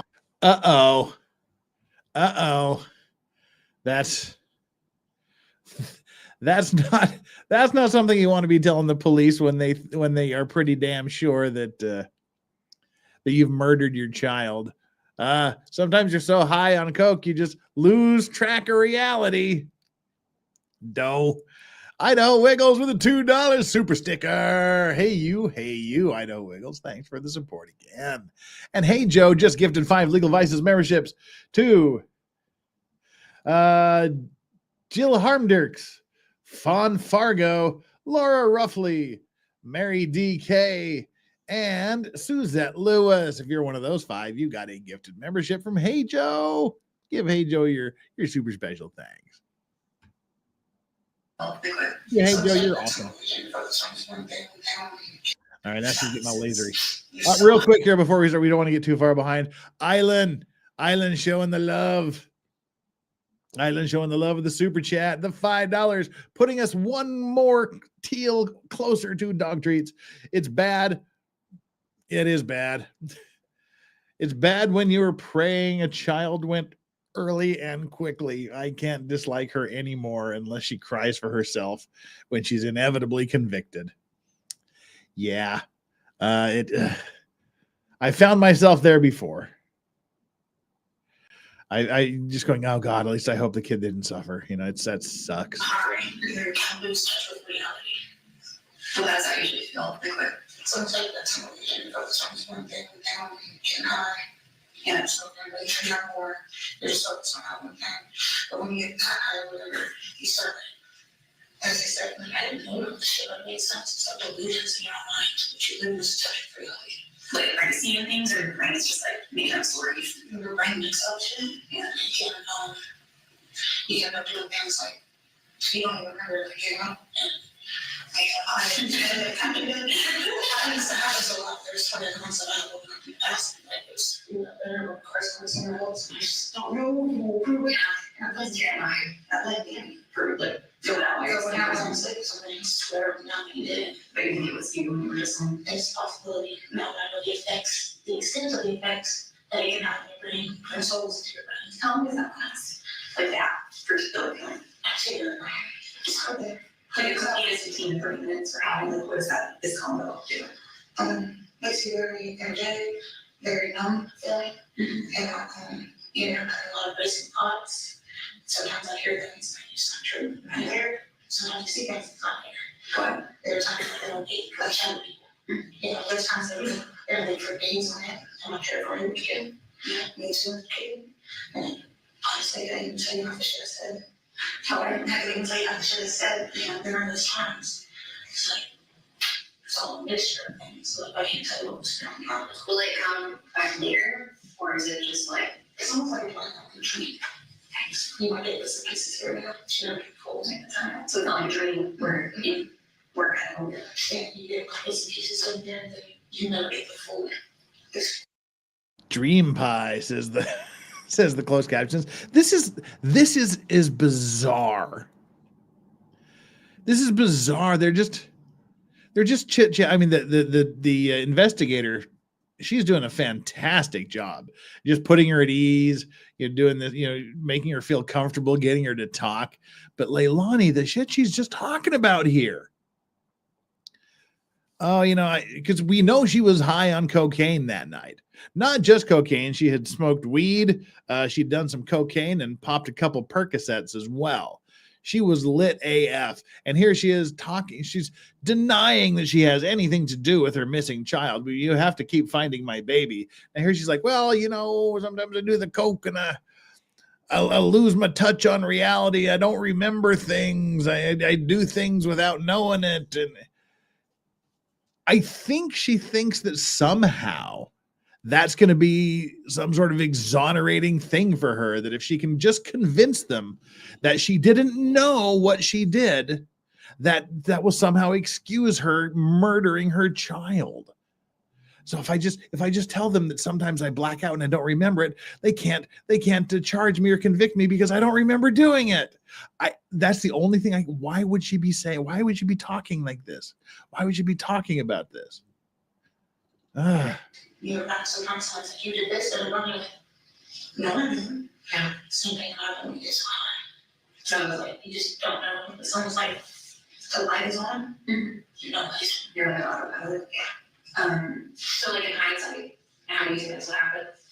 I mean, it's a possibility.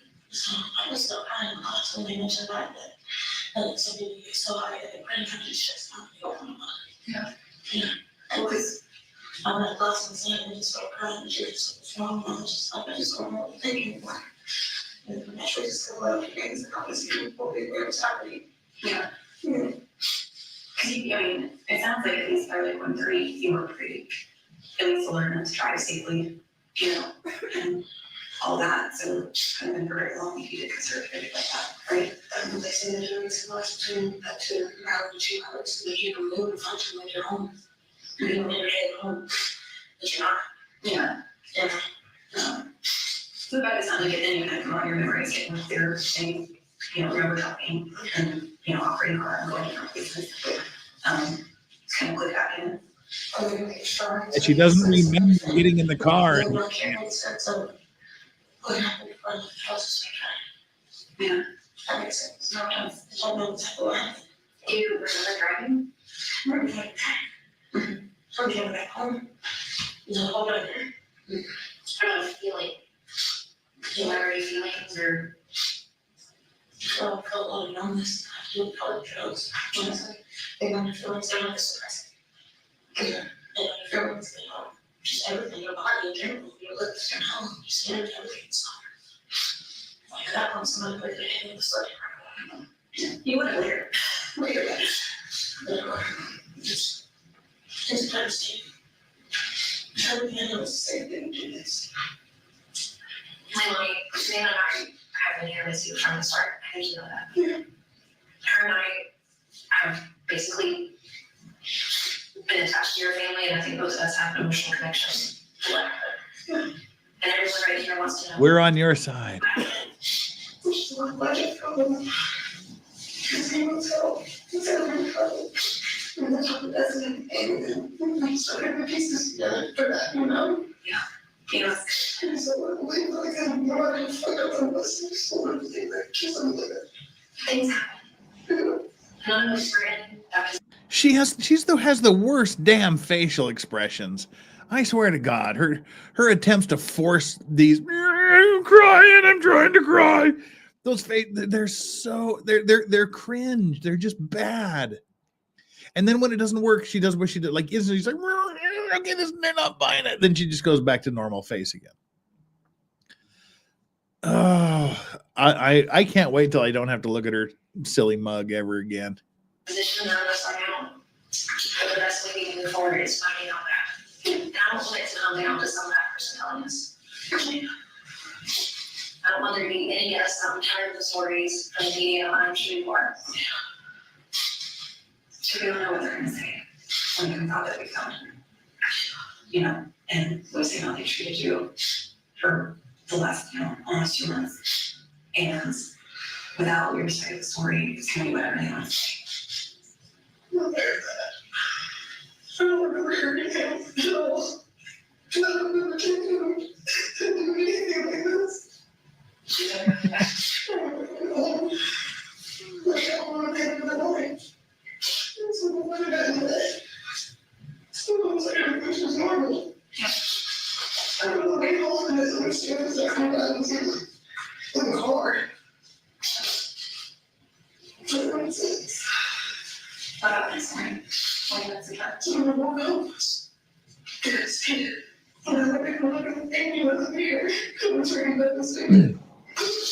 What you're seeing here is the defense mechanism of the native wild LEILANI Simon. When stressed or caught doing something wrong, they attempt to blend into their background by changing their facial color to match the wallpaper and their sweater so that they can slink away from the scene unbeknownst and unnoticed by their predators. So when did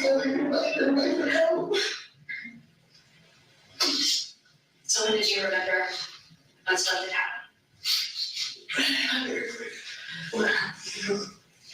Those things you went to the track. Just something. The dragon? Yeah.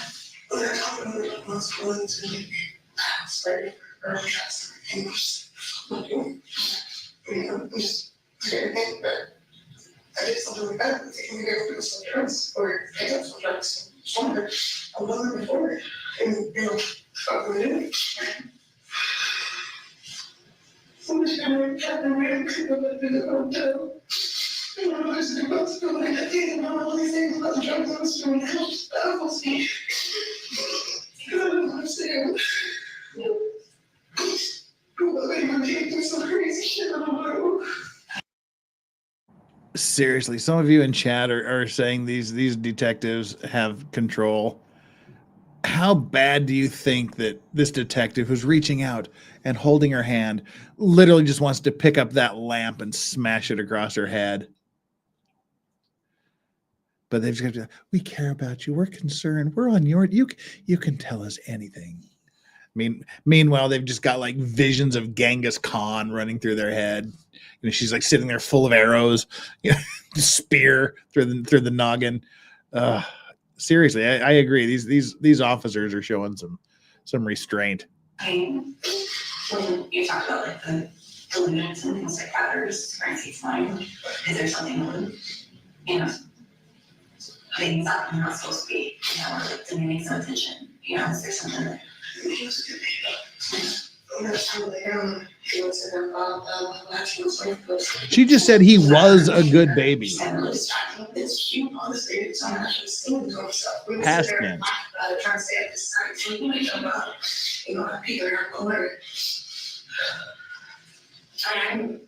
2 cats and I'm 32 years. I can't imagine 3 children and the stress and everything that happened. Yeah. They're empathizing with her. They're like, yeah, we know, man. It must get so crazy. It must be so stressful to have 3 kids, especially when you're only like 20. Was he 22 at the time? You've got 3 kids. You're so young. I can barely take care of my cats. God, I can't imagine how stressful it must be for her, for you. She's like, yeah, it's so stressful. And sometimes you lose control, don't you? That's where they're going with this.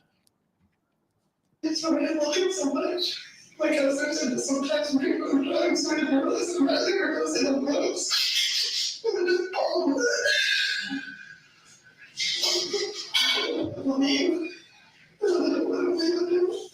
It's a hard thing to come to terms with. You know, I think that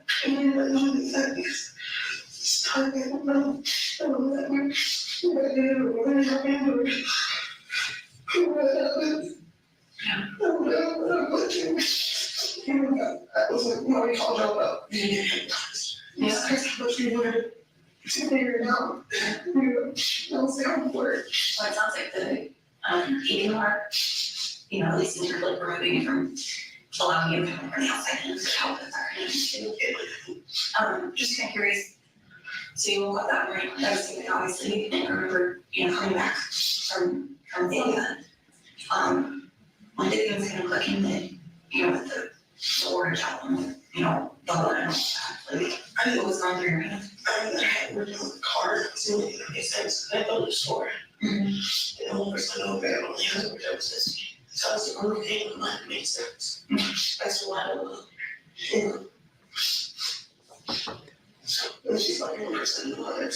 know. I believe the other two kids are still with the grandmother.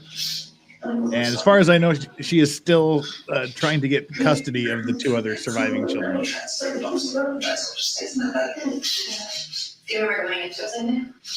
Like a turn or anything? Hearing anything? Because he gave us pretty detailed story about something about every 60 and I was like, how do you speak? Or something, you know? Yeah. Which doesn't make sense. I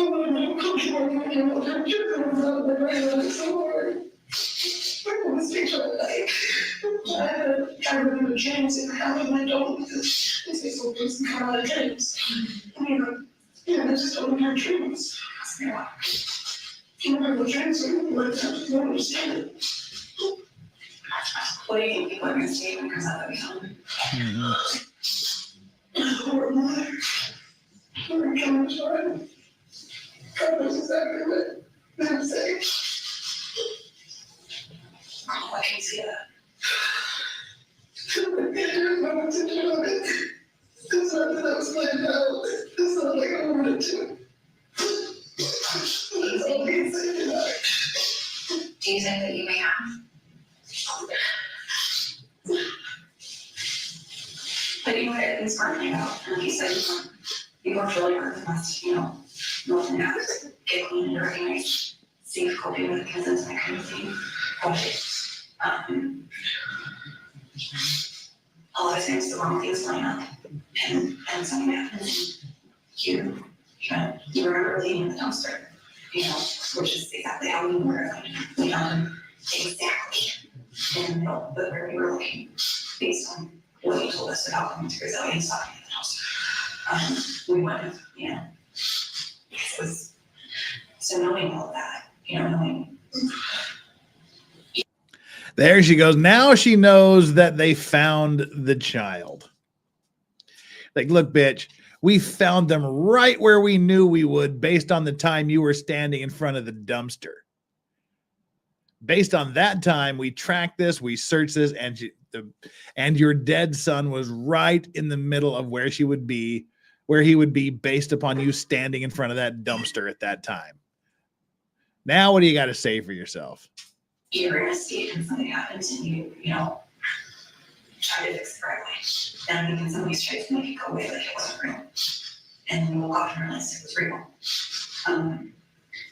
But I mean, we know that that's what happened, and somebody something you're gonna have to come on with, and we know that people have been very cool.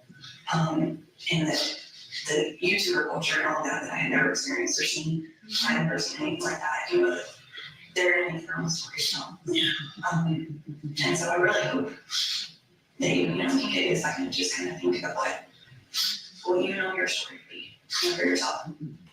And the only way you can find peace and get yourself peace moving forward for all of you is to realize and acknowledge what happened. And like you said, there was no premeditation, there's no planning, you know. And frankly, I think if you would plan things, you know, it would have not gone away because it's not like, you know, what your actions from that night or last here and again, because we were going to trip to the dumpster is how we found again for another television. So I really want you to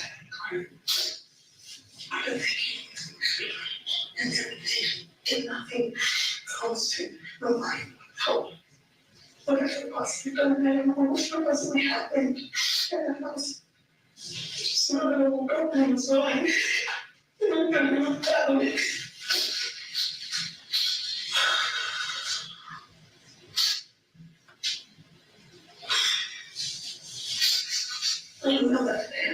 You're fucked, Leilani.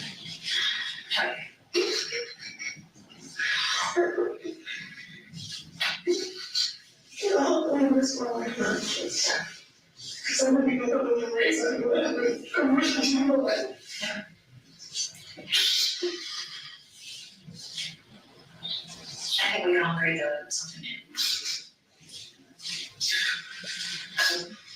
we can figure out what happened. There's a lot of really smart people right now. I know there's science on it. We're gonna see what they have to say. I really don't think that you wanted this to happen. Oh, that's interesting. I don't really think you wanted this to happen. No, I didn't.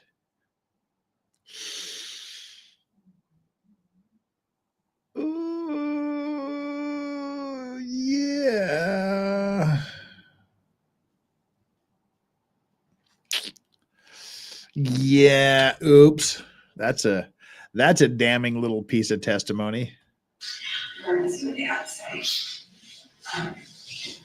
I really don't think that you wanted this to happen. And there's still a reason. And even when he's not here, he's still the reason. All three of them. And now the reason for Quentin that I think we all want. Yeah. This is what we know definitely happened. And now there's two of you that know that story. You know. And I did Quentin's able to tell us. And we really hope that you're able to know what you're thinking of level. You know, your own action place, because there's no way for you to heal from it without realize and see it as what it is. Like you said, it wasn't this long-term ocean flooding in paper of, you know, harming your child. Nobody did harm your child, and you did, you know. And that's just facts, isn't it? It is not. And I never lied about anything. I never said anything to you I didn't know or fact to be true. And I don't believe that you hid it. But you did it in the dumpster because you would harm him in some way for that. I did do something. Wasn't fair. Did you think that can come out? Like, how scared is it? Don't think that you have a scalp. I was scared about it, and my house thought that she thought I came back, and she said, I'll see if you would like help. You might break something, you get patience. You're just like somebody myself who didn't trouble. You might not. Yeah, you're just didn't process it. She's still sticking with the blackout story. Sometimes you just black out.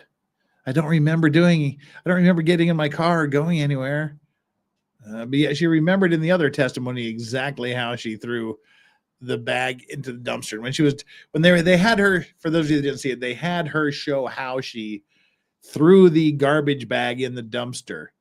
What was supposed to be in the garbage bag, according to her, was not her child. It was stinky shrimp pasta that had been in the car for a while and was stinking it up. So if you had a bag and you were going to throw it in a dumpster, you'd probably just throw it in the dumpster. But when they asked her to demonstrate how she threw it in the dumpster, she went like this with two hands, like a heaving motion. So that didn't look very good. But, you know, she remembers that, but she doesn't remember driving. She doesn't remember leaving the house. Cocaine. Last thing you heard before. And then it goes to turning back from Zelle.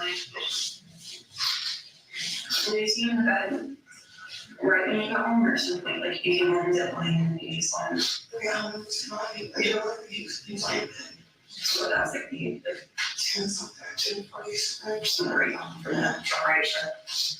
And I was That's what's the real that night, and then, yeah. So,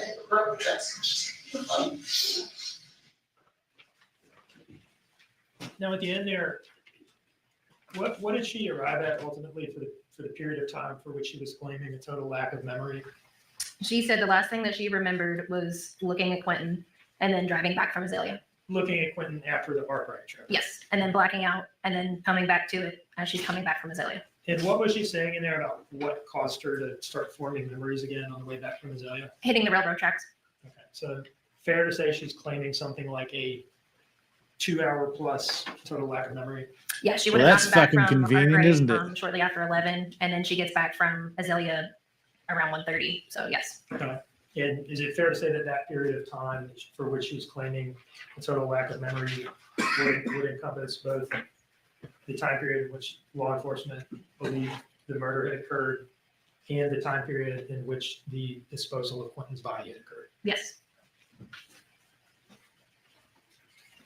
So just like the times of the crimes. Yes, it is. This next clip. What is this clip? All right, we're a couple of minutes early here, but I think this is a pretty good time, pretty good place to end. We are what? We should be able to wrap up day 8 tomorrow. So this should take us through tomorrow, the day 8. So this will be a good place to end for today. Couple of minutes early, but we'll keep talking about a few other things here. Wait, where'd Yoda's head go? Oh, there we go. Where's Strawberry? Strawberry's AWOL. She probably got upset that I wouldn't give her a treat, and she went in the living room. But anyway, all right, Doug. A couple of you had asked what about the interrogation techniques. It's a standard interrogation technique that officers tend to use when they're conducting their investigations, and it's fairly well developed. They're non-accusatory interviews and things, but there's basically it was developed by a guy named Reed, and there's 9 steps to the interrogation. It's first there's the initial confrontation. Then you start to develop a theme. The next step is you handle their denials. Then you overcome the objections. Then you try to get the subject's attention. And then you handle their passive mood, and they've been handling her passive mood very, very well. Then you present the alternative questions. And what they're doing, the part they're on here now, I believe, is the developing the details of the admission. We found the body. We know what happened. We know he was in the dumpster. The dumpster, when you were standing in front of the dumpster, from that time forward, we traced it to exactly where we expected to find the baby, and we found the baby there. So they're developing these details of her admission. And then the last step, they want to get a verbal confession and then convert it to a written confession if possible. But so, I mean, the purpose of the interrogation is to learn the truth. And there's several outcomes of a successful interrogation. You can find them innocent. You can determine that they committed the offense, but they lied about some part of it. There's so many things you can do with this investigation technique. And of course, you can also find them guilty of everything they admit to doing. So you want to use this empathy. You want to use reflective listening, which is, you reflect their emotions. They say, oh, I had a bad day at work. Oh, you had a bad day at work. That sounds really bad. That sounds like it must have been stressful. Yeah, it was stressful because, this person and that person did this and they said this. Oh, wow, that must have been really frustrating for them to say those things about you. You use this reflective listening to get them to say more. That's where you develop the theme to all of this. And, the logical reason. You didn't want this to happen, did you? We know you didn't want this to happen. So if it's something you find interesting, if the science behind police interrogations, the Reed technique is something to really look into because it's kind of fascinating. But anyway, that's where we're gonna. What about waterboarding?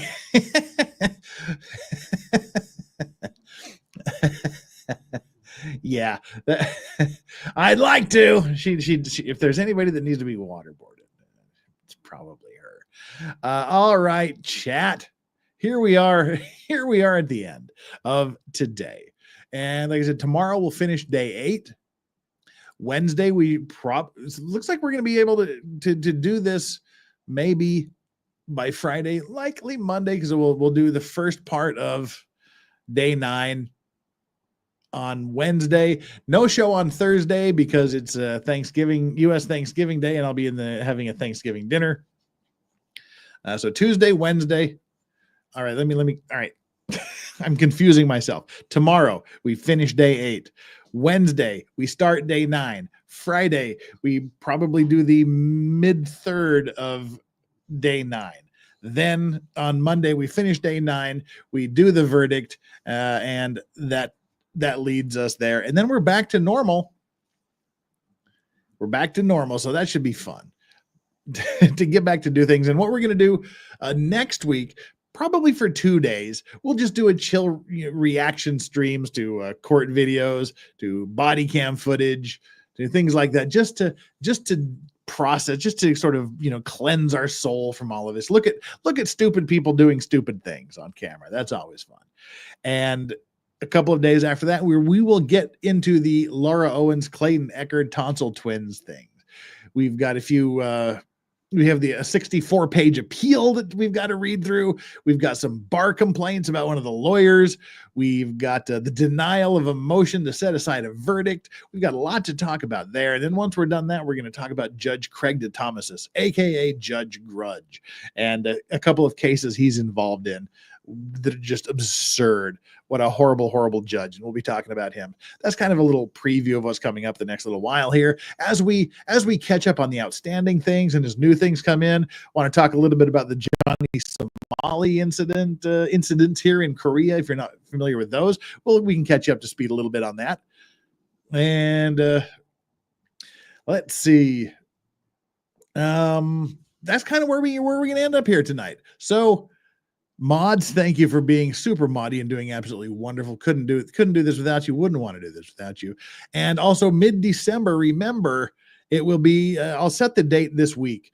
It'll be a very moddy Christmas. It'll probably be very close to Christmas when we do a very moddy Christmas, which we've done for the past 2 years, where we invite the mods on to come and, if they want to show you their faces. If not, just to come on here anyway, and we can talk and get to know our mods a little bit better. Give them a day in the sun to take all the accolades you can possibly throw at them, because they're super awesome people. And also thank you to the to chat for the all of the just the good stuff you've done today, the super chats, the gifted memberships, the purchase memberships, all of that. Thank you so very much for the support, and thank you for just being here.